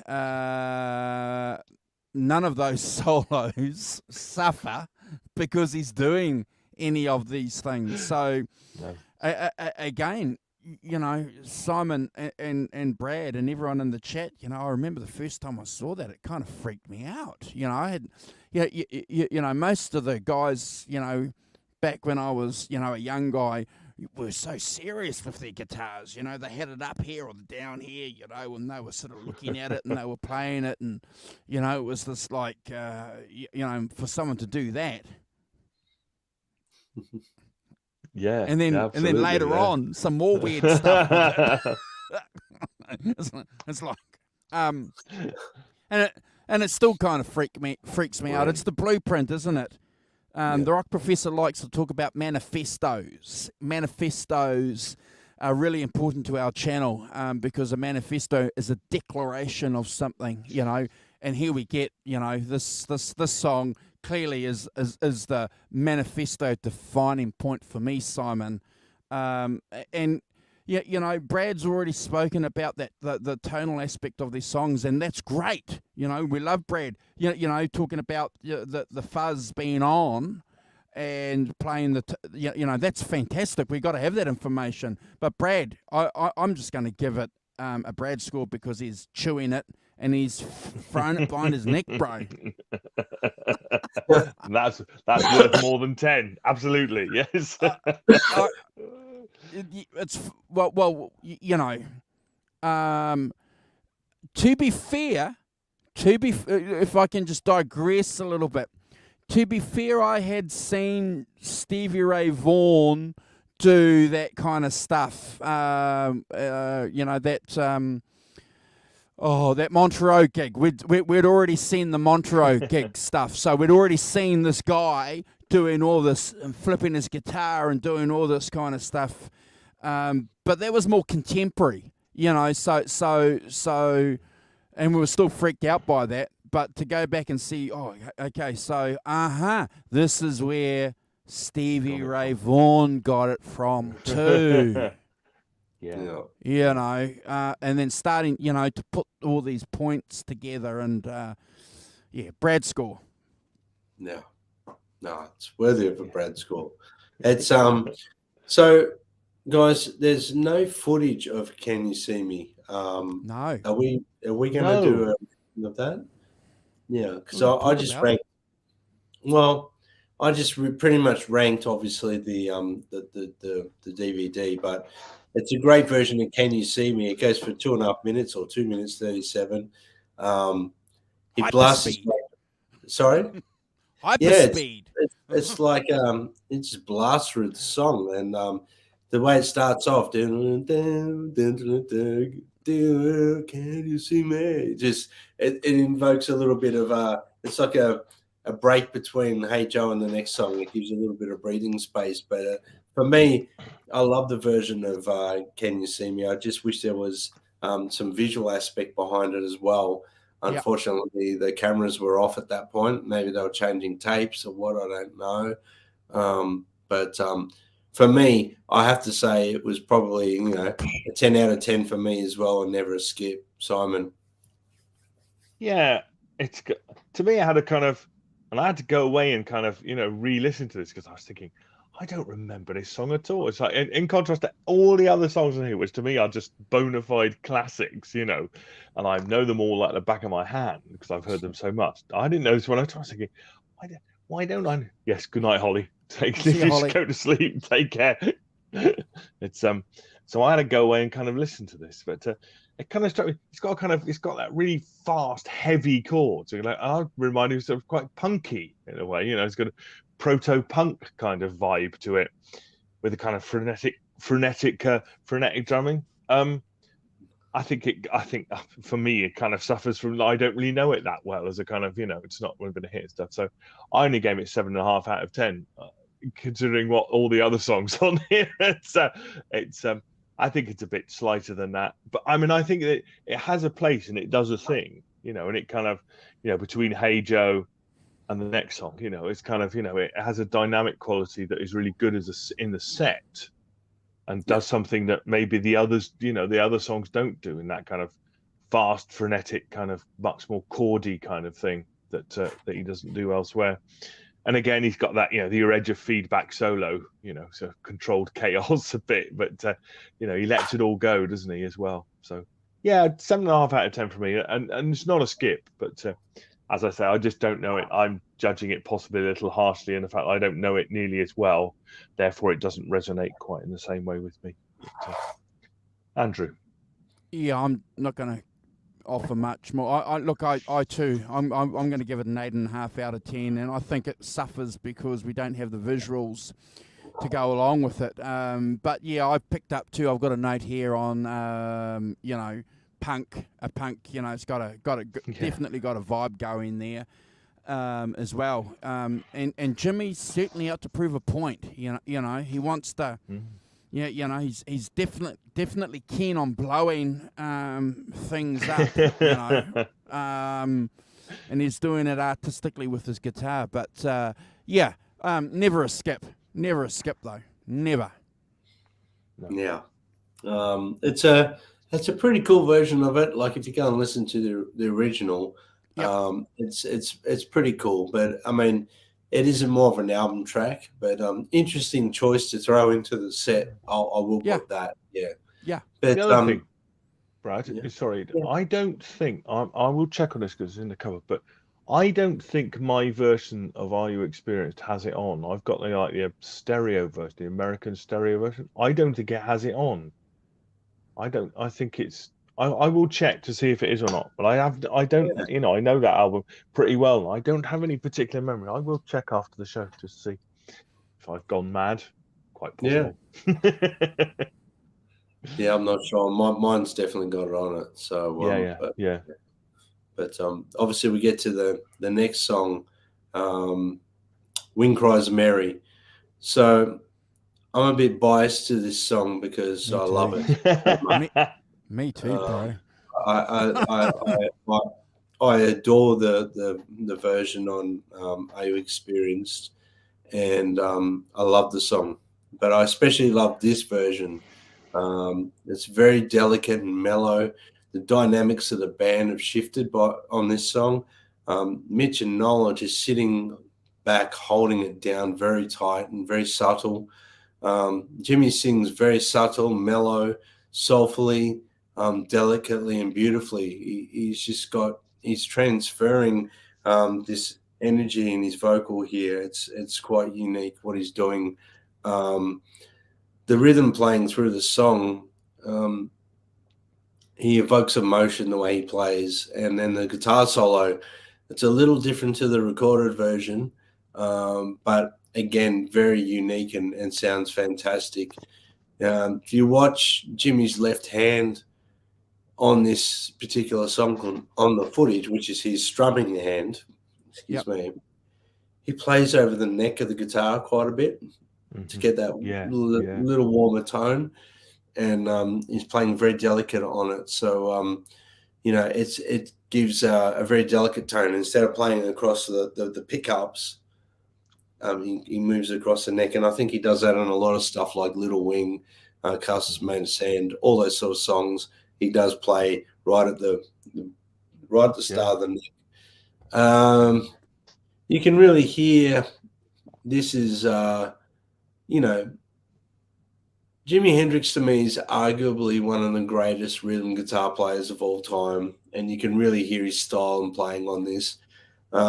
He's got the fuzz pedal on, and he's got his volume rolled back on the guitar, which gives that very sort of predominant treble like push in the song, in the tone. Sorry, gives it almost a gnarly, glassy tone, but soft and delicate. For me, it has to be 100 out of 10 for me. It's never a skip, guys. Simon.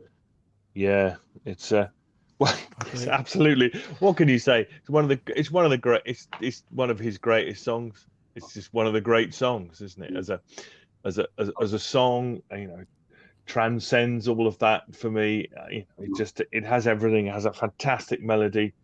He plays it so beautifully, and and he has those little guitar phrases between the singing that just to me are mesmerizing, and and for those times kind of, and I think still kind of unique in many ways. That combination of things, as you say, that ability to just roll off the volume of guitar so it's clean, but it's just got that bit of extra thickness that the fuzz provides without it being fuzz, which is, I think, and also one thing that interests me is that how many of these songs are pretty faithful to the recorded originals.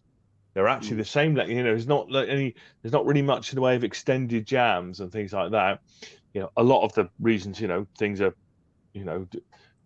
5 minutes is that 2 minutes of it is, him talking at the end kind of thing, or introducing the next song or tuning up, he's not as, so I'm amazed that, he kept that's a kind of, still in that kind of 60s thing where you played the song. It was not quite jamming. There's not kind of, not quite into that era of, going out and doing long extended things. We're still keeping it tight. We're still keeping it focused. We're still playing the song pretty much as it is. As you said, there are differences, but pretty much the same kind of length as the recorded version, and the same kind of, it's one of the great, it's 100 out of 10 for me. Never a skip, because it's the wind cries Mary, and that's one of the most beautiful songs ever written as a guitar player. It's just fantastic, and you can never tire of it. Andrew. Yeah, thanks guys. We've got 15 people still watching us. At the top of the show we had 20 odds, so we always appreciate the fact that we've still got people here hanging in with us. Thank you very much for all your support. And Holly, if you're watching, thank you for joining us, and also for you too for sharing our channel on your Facebook groups too. I noticed that Holly has been doing that for a while too, guys, for us. So thank you, Holly. That's fantastic. Yeah, really appreciate it. Oh, look, guys, we've seen the dynamic shift again, haven't we? From Can You See Me to this, and the dynamic change is remarkable, isn't it? We get a lovely rendition and a chance to get rendition. To get reorientated after some tornadoes, and this is the song to do it. I agree with Brad. That rhythm guitaring that Jimmy has. It's a lesson in itself. It's just an expert example of it, and it's at the forefront. That gentle touch that he has. That he offers, and the way that he can reflect himself as an artist in this song is remarkable. You mentioned it, Brad, that he's this like self-reflective musician. It's just remarkable. I get drawn into this performance. I have to agree with my co-host too. It's just a phenomenal performance. It's one of the best. Certainly a standout. Simon, you said it. It's 100 out of 10. It's I can't give it anything less than a double Brad score. I just think it's it's a phenomenal song, and it's amazing how we kind of share. And I'm not surprised though.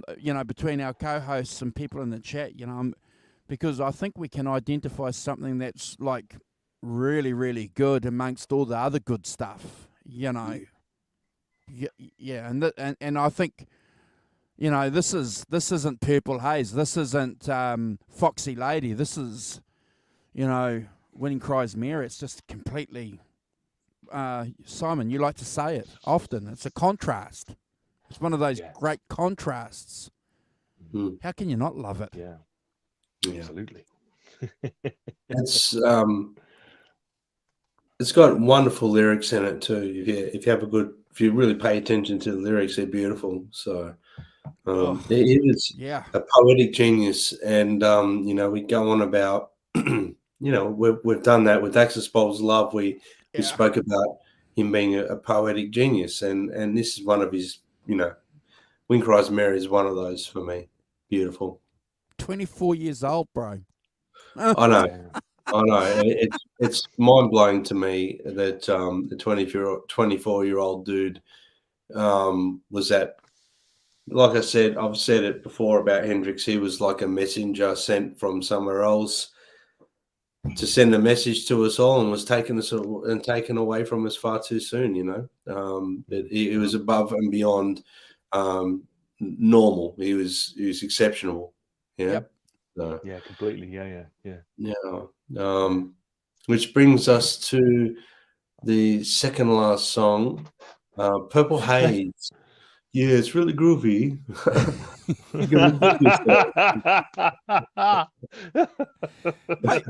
Hey, stand up and stand up, Brad, with your t-shirt and talk Jimi Hendrix. Come on.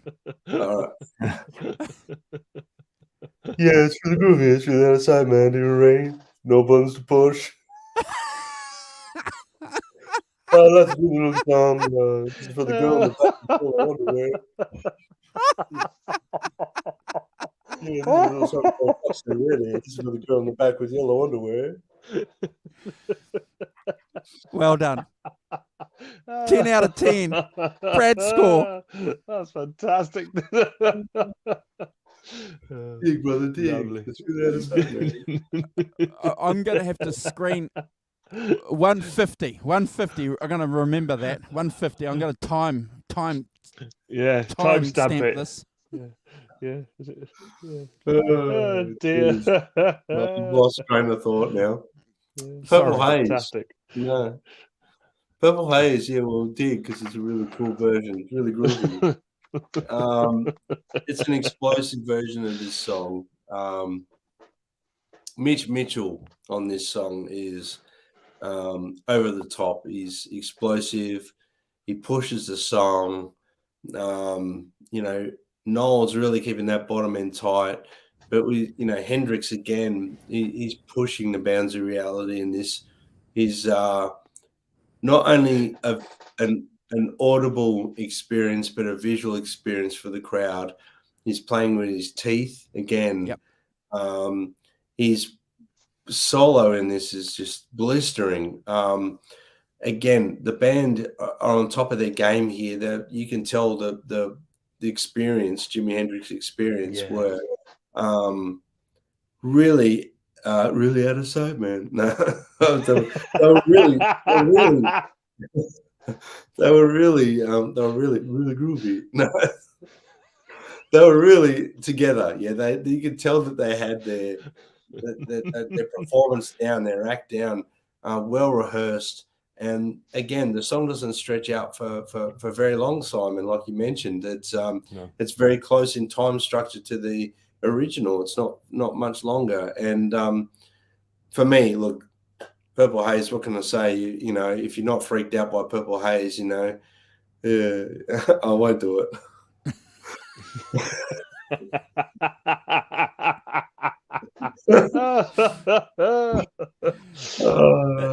It's almost like mandatory now. If we do any Hendrix stuff, Brad's got to wear that shirt and stand up, and we have to isolate. Yeah, not necessarily stoned, but beautiful. Oh dear. 100 out of 10 for me. Never skip. Yeah. Oh yes. God, I've lost it. Well, I know. Yes. Come on, focus. Must be just, left over this cold I've got and everything. I'm starting to get ditzy. Clearly, yes. Well, I mean, yes, this is following the delicacy and the beauty of Cries Mary. We're back to that wild, heavy sound again. But tremendous kind of, that, and it is that kind of. I love that kind of barely contained kind of, sound and stuff and wildness about it. That there's again, clearly the whole performance is that in a whole thing, and this is, a great part of it. It's got fantastic, energetic singing over, that matches the playing that he's doing. It's a wild and crazy solo, isn't it? It's kind of all over the place, and but contained, and still does what it's supposed to do within the context of the song. Doesn't really stretch out, which is interesting. It's kind of, in a sense, makes it more powerful that they're not great long sprawling things. So this kind of, all of a sudden, this kind of, fire and brimstone and whatever coming out of his guitar is kind of contained in those short burst solos and things. It's kind of makes them more intense and more passionate and more emotive and things. Just I find it mesmerizing and so exciting still, 55 years later, whatever it is, it's 55 years later. It's Purple Haze. It's I had a 100 out of 10, 10 out of 10. What do you want? It's like that's, I've heard it a million times. I remember seeing him play it on Top of the Pops in 1960s. It's part of my DNA, part of my growing up. I can't give it anything less than a 100 out of 10 because it's Purple Haze, which is not a reason at all, really, is it? But still, it's all I've got. We'll take it, Andrew. Look, isn't it interesting? You got those spotlights that flash through the evening darkness, and then you've got that dent, which I understand is an E chord accentuated by the jumps from, or the climbs, if you want to call it, Brad, from a G to an A, which gives it that interesting tone, that interesting tone. Signature sound, isn't it? It's something that a lot of us know. I grew up with the song on classic radio. I listened to classic radio at work during the week. I think they play that about 5 times a week, and rightly so. I have to agree with you, Rock Professor. It's just fantastic. It's a great song. You've got Mitch pounding away there on this song. It's just fantastic. I can't give it anything less than a Brad score either, because it is Purple Haze. It's, again, one of those special songs, I think, that you need to put into the psychedelic canon. We were talking about Cries Mary before for a different reason. And we spoke about manifesto songs for other reasons, but Purple Haze, clearly Purple Haze, the lyrics, talking about all these things, Brad, which is completely different from the poet of When Cries Mary, I love it. I love it because it's just so different from the previous song. Always a Brad score. Always. It's always groovy. It's really groovy. Oh, yeah. It's it would be in the top 5 because they play that song all along the Watchtower and Foxy Lady on classic radio here regularly, and I don't get sick of it. Sorry to interrupt, bro. No, you're right.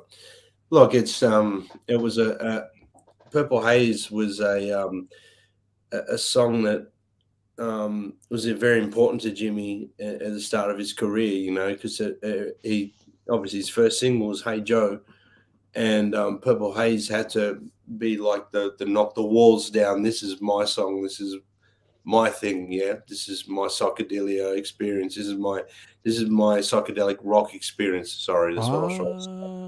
So okay, I didn't get very, that connection. very important song for him. Yeah. Instead of being like Ches Chandler wanted to record Hey Joe, but he'd already sort of done a cover of it. Yeah. So it was like, okay, we're going to do that as your first single. And then, but Purple Haze was very important to him because it was his song. Yeah. It wasn't a cover song. It was his song. And the lyrics in there, well, read the lyrics and tell me what you think about next time we do a Hendrix episode, and tell me what you think about. So the last song is Wild Thing. It's a really, really full on excuse to do everything he does in this song. Look, he at the start, you know, he reminds everyone, you know, he talks a little bit at the start about, you know, how he's going to sacrifice something he loves, because he would love to come out there and hug everyone and show everyone love for what he's doing and give it back, but he can't. So instead of that, he goes, I'm going to sacrifice something I love. And boy, does he do that. And you got to remember, this is a 1967. The crowd at this point, when they show snippets of the crowd, all night have been captivated, shocked, cheering, shocked, blank face looks. They didn't know what they were looking at. They didn't know how to absorb what was going on. So this song in particular took it to the next level again. And there was everyone in the crowd by the end of the song is still, their eyes are glazed, and they don't know what they've just seen. Yeah, no one's ever seen anything like this before in America, ever. So he comes out, you know, and in his Jimi Hendrix voice, he's going, I really can't do that, you know. He can't come out and hug everyone, so he goes, he's going to sacrifice something he really loves. So once he starts, you know, you hear that guitar and the fuzz pedal give that really spooky fuzz effect that is going on. It's like a crackling as well. You can hear a fast crackling, which is the fuzz, you know, the fuzz, and it's on the verge of wanting to feed back. He's rolling the volume on the guitar, if you watch him, while he's holding the guitar upside down, you know, with the neck pointing down. He moves the guitar around to get feedback. He's controlling that feedback with the volume as well. That alone, to see that would have been magical, because you'd be like, what's this guy doing? I've never seen anyone do this. No.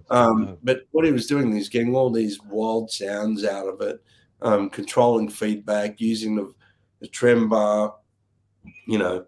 And then obviously the song bursts into Wild Thing. The band kicks in. He sings the verses. He's cheeky. He's, again, wiggling his tongue, pointing at girls in the crowd that are sexy. It's all stage antics, this one. He's going for it. He's wiping the guitar down with his elbow while he's playing, you know, like, it's all about the antics. The solo, he rolls around on the floor. He's gyrating the guitar like he's, you know, we see Jimmy play the guitar behind his back. You know, in the verse, he's singing and got the guitar behind his back, and that's where Stevie Ray Vaughan got a lot of that from, no doubt. He's playing behind his back. He's, he goes up to his roadies and alerts them to the fact he's going to slam his guitar into the Marshall. So they go and hold the Marshall from behind, and then he just rams the guitar into the Marshall and starts gyrating into the guitar into the amp and breaking strings and doing everything he's got to do on that. And it's a sexual act. He's pretending to do a sexual act with the guitar against the amp. Exactly that. I'm glad you showed that, because I feel a bit silly trying to explain it, but it's exactly that. He bumps the guitar into the Marshall stack over and over and over again. Yeah. To him, it's like it's a sexual act between his guitar and his amp. That's what he's trying to show. Then he puts the guitar down on the ground, and it's a spiritual ceremony, you know. It's time to sacrifice that one thing he loves. He rides the trem bar. He's going up and down on the trem bar, like pretending it's something else. Yeah. Yeah. And then he reaches for his Zippo fluid, and then he squirts Zippo fluid on it and lights it up. And the guitar lights up.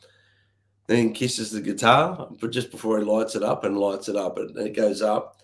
Then he just grabs his guitar, and the whole time while he's doing that one thing that Andrew's doing there.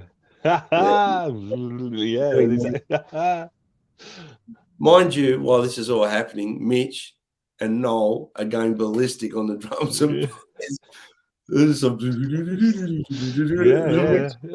I know.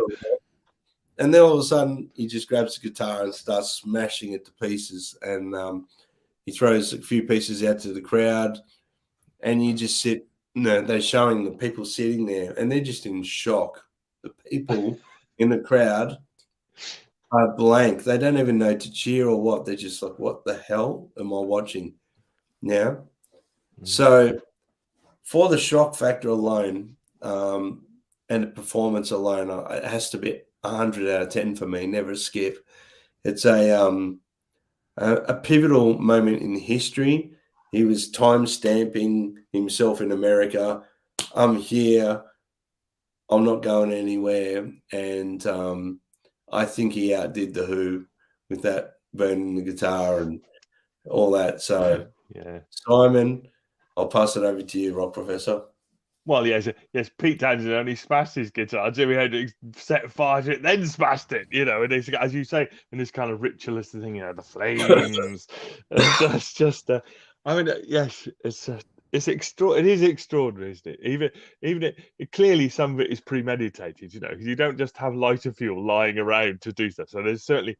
And that's certainly been. It was talk of it beforehand. Clearly what he was going to do. So yeah, but I think that. You're right that looking at it from here, that shot of that woman at the end who was just like going, like something's happened that is so out of her comfort zone consciousness of all shit that she can't believe what she's seen. This extraordinary thing. I found a fantastic quote from Michelle Phillips, from the Mamas and Papas, saying, I was so embarrassed and shocked. I had never seen anyone so sexually explicit on stage.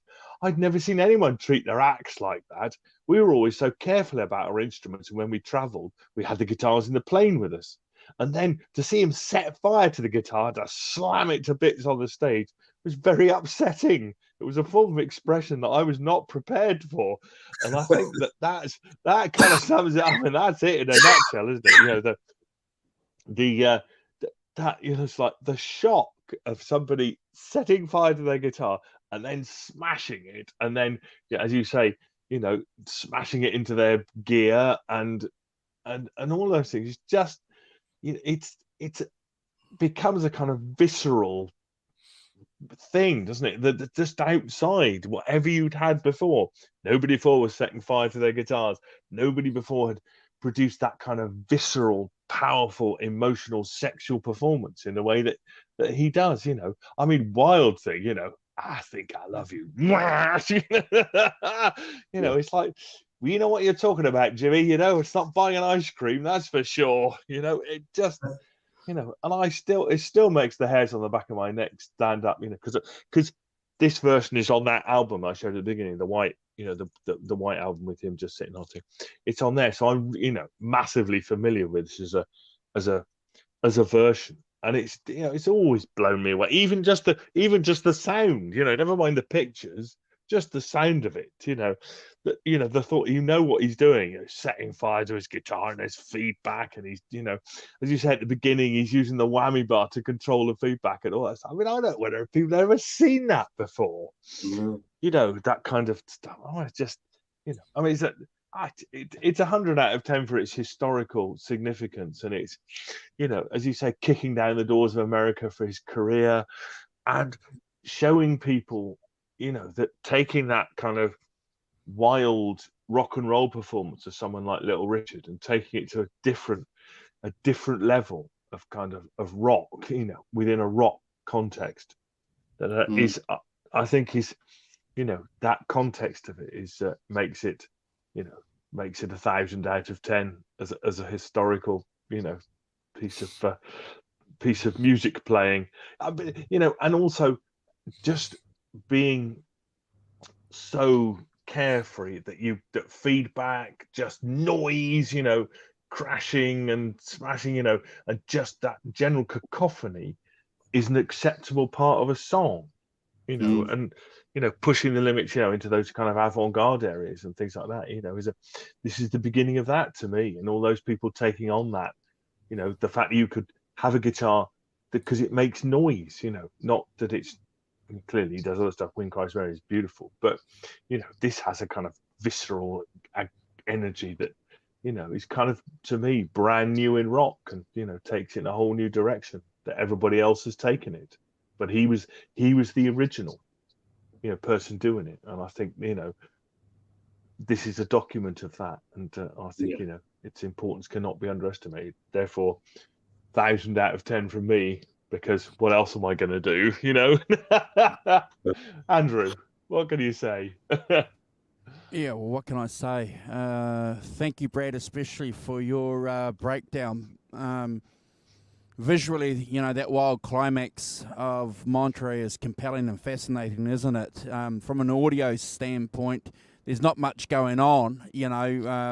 Jimmy's Death Throw Stratocaster, there's not exactly music to your ears, is it? But that's not the point. That's not the point of what he's doing. And it's more of the event, I think, as opposed to the sound. And what's really interesting, is that Jimmy just casually walks over to the edge of the stage and tosses what's left of that guitar to a stunned audience. It's a punctuation mark, isn't it? Then he's gone. Wow. Wow. Wow. That's it. You move me, look out. Yes, absolutely. Yes. And it's still breathtaking today when I watch it. Some people said, that he gave the Who a run for their money. I think he blew the Who off. I don't think the Who quite the sort planet. of. Yeah. Yeah. Well, they did it. These three guys did it. Yeah. And boy, Look, this is. Guys, in the past I've said, these are songs or things that you play to aliens, and hopefully they'll turn away and say, we won't invade you. Maybe this might be something that might save mankind from them when they come here to enslave us, Simon. Because it's a freak out. I love it. I love it, Brad. Your synopsis and breakdown, guys, on it's been fantastic. Go and watch it, guys. If you haven't seen it, please do. Especially Wild Thing. Go and see it. I remember watching when the Hendrix family re-released this on DVD and Blu-ray. There was a cinema here that they decided to play one night, just have that performance, and it was pretty busy. I went along, and it was magical to watch on the big screen. And I remember everyone knew every word that Hendrix said. Like everyone's like talking during the thing, saying, it's really out of time, man. The rain overs, but 150 people are all saying that. 150 people are quite. Oh dear. And Australians. The shock factor, even just watching Wild Thing at the end and just seeing it on a big screen and seeing him, gyrating that guitar into the Marshall amps and then throwing it on the ground and, riding that trem bar, then kissing it, then Zippo fluiding it, and then lighting it, and then smashing the crap out of it. Just, sensational. I know completely. Yeah, absolutely. Yeah. Well, thanks, guys. This particular DVD, like I said at the start, is a massive, part of who I am as a musician. So I'm glad we, finally got to do this one. We had a bit of fun. It's a bit of fun, and it's always good to have a bit of fun and share each other's thoughts and opinions. I think a lot of people in the chat too were on point too with us. Keith's saying final word of his performance is iconic. Yeah, absolutely. There's not much going on, but in the context of what he was trying to do, as Brad said, it was certainly a statement. Well thought out. Just top marks to the dude. Top marks to them. Absolutely. It's it is.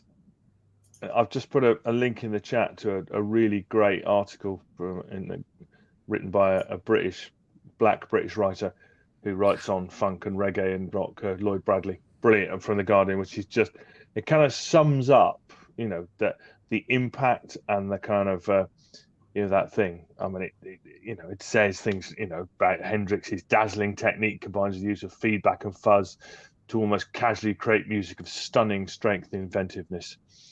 You know, this is peak Hendrixosity.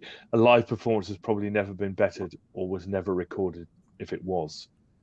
Yeah. You know, and all of those things. And I think it's a really great, you know, it says that he Hendrix let him know he understood the blues as a spirit rather than a defined expression, presented its power retooled in a way that musically made sense to hippies' forward-facing ideologies. Importantly, for the generation that was vociferously protesting the war in Vietnam, the Jimi Hendrix experience reeked of danger, while the debauched dandy apparel and afros from both black and white guys was about as far from the wholesome as possible. So, you know, it's all in there. It's a fantastic article. I won't read it all out, but it's yeah, it really sums up, you know, thing. And also, I found a great thing from a guy called Dr. Jim Cushing saying, not showing how well you could fit into the conventions of show business, but showing how well you could wrestle those conventions of show business into an act of radical self-expression. The set was partially rhythm and blues, Huckleback, and partially complete originality, and the blend of them combined with the audaciousness of the moment. And I think that's, you know, that's exactly it. And I think that's what we're pointing out in our scores, you know, that pretty much all these songs are, you know, in the firmament of rock. You know, I know it's a bit over the top to you know, give them all 100 out of 10, but I don't know where else we would go with it, really, because it's such a historically important piece, you know, within that time, and about what was going on then, and it just, you know, absolutely kills it in every way possible. So you know, it's one of my favorite things ever, and it's, you know, in rock, and it's just fantastic. And he's, you know, to me, he is the greatest guitarist who's ever lived, in a rock era, certainly, you know. And you know, what the experimentation, the new sounds, the way of playing, you know, other people have taken it on, absolutely, but I think he took it to a new level, and that originality is still astonishing to behold and to see, as I say, 55 years later. Yeah, look, I think you know, for hundreds of years to come, people will be referencing Live at Monterey. Yeah, absolutely. You know, there's only a handful of artists that I think will stand the test of time, and I think Hendrix is one of them, and I think Live at Monterey is one of those performances. Yeah. Good night, Keith. I thought you were waiting for all of us to say goodbye. Oh, no. I'm waiting for you to sum up, bro. You know, you picked an awesome DVD for us to go through a statement in rock and roll history. So, yeah, you give us a conclusion, bro. And look, I just, yeah. Yep. I think I've said everything other than the fact that it is probably, for me, it's a really important, you know, piece of history, and I'm sure it is for every single one of us that love Jimi Hendrix, and even people who don't love Jimi Hendrix have to acknowledge how powerful this performance was. Correct. So we'll leave it at that, guys, and thank you guys for allowing me to pick this one, because I have thought about doing this one in the past, but you know, I think just when it came around this time, it felt like the right time. Yeah, and I think you're right, and you know, because we are Hendrix nuts here on this channel, there's a lot of other good stuff there for us to talk about as well. You know, we need to at some stage engage and discuss the Woodstock performance too. You know, because again, that I think Robert made it was Keith who made a comment in the chat early on. That was the first thing that I saw. I saw the Woodstock performance before I saw this. So, and I remember going to school, talking with my schoolmates, going, "Did you guys check out that?" It was on a Radio with Pictures program, which was on a Sunday night, 11:30. They would play stuff like this, and I remember going to school talking about the version of the national anthem, Star Spangled Banner. the Star Spangled Banner.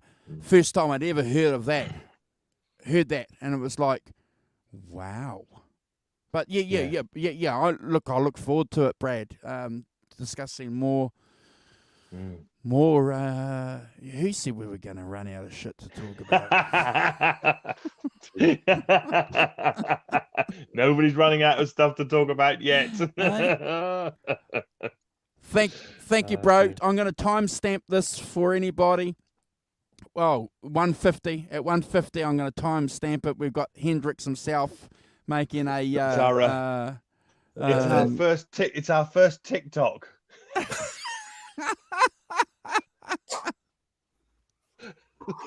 Oh yes, TikTok, here we come. Oh my goodness. Actually, I might do that. I might cut that and do it as a channel short too, as a short for the channel as well too. So yeah, looking forward to that. Looking forward to seeing how that will go. It's been a pleasure. I'm going to pass it on to the Rock Professor to say goodbye, and then Brad's going to give the final words. We're not going to do a shout out. You guys know who you are. Thank you very much for joining us. If you guys want to subscribe to our channel, please do. Subscribe to our friends if you're watching.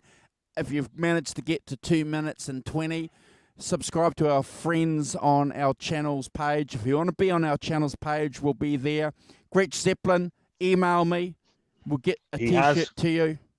He has emailed you. Yes. Oh. He's already done it. Let me check. Hold on. Yeah. You check while I say good night to people in the chat. Yeah. So Tom has just woken up to take a pee. By the way, Hendrix playing Monterey's on HBO Max if anyone has that streaming service. So if you haven't and you haven't seen it, check Johnny Heartbreaker. Thanks, Johnny. And that makes a great point about Jimmy must have grown up watching people lose their minds over Elvis gyrating his hips. He laughed and said, "Watch this." I think that's brilliantly put, Johnny. Yeah, absolutely. Well, hold my beer. Yes, all of my being. Yes. Got your email, Gretch. Thank you. Cool. So thanks to Gretch Zeppelin, winner of the T-shirt. Fantastic stuff. Arvin, Ellen, Keith Campbell, who's just on his way to bed. Sleep well, Keith. Teresa, who's gone to bed as well. I don't blame you guys. Fantastic. Thanks for staying up and watching. Holly Lewis as well. Holly's may or may not be dozing. Greg Zeppelin, Arvin, Teresa, Robert Ranford as well. Definitely gone to bed. Thanks, Robert. Good to see you. Who else did we get? We had some people a bit further up, didn't we? Hugh Caldwell as well. Hugh, thank you, Hugh, for being here. Robert Ranford. Sorry, guys, it takes a bit of time to scroll back up to the top. Jazz Thunder 50, Jim. Thanks, Jim. Good to see you. Hope you're well. Julia Baldassare. And yeah, I'm at the top now, so hopefully there was Lake District as well, was I think around earlier on. So thanks to him, one or two other people as well who seem to have Lucas of LNM Guitar Corner. So good morning from Austria, indeed. So thanks, Luca, for joining. Hopefully I've got everybody. I may have missed one or two, so apologies for that. Tom, thank you, Tom, and Johnny Bean says good night. So good night, Johnny, and it's good night from us. And we'll see you. Well, I won't see you next week because I'll be on a plane going to Spain. How pleasingly rhyming is that? Going on a plane to Spain, and well, Andrew and I will be here. We'll be holding down the fort, and we're going to do the ZZ Top Raw CD, which has just recently been released. So stay tuned for details on that.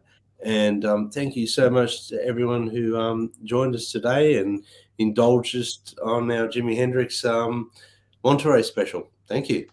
Cool. Thank you very much, guys. See you in a couple of weeks. Take care. Bye.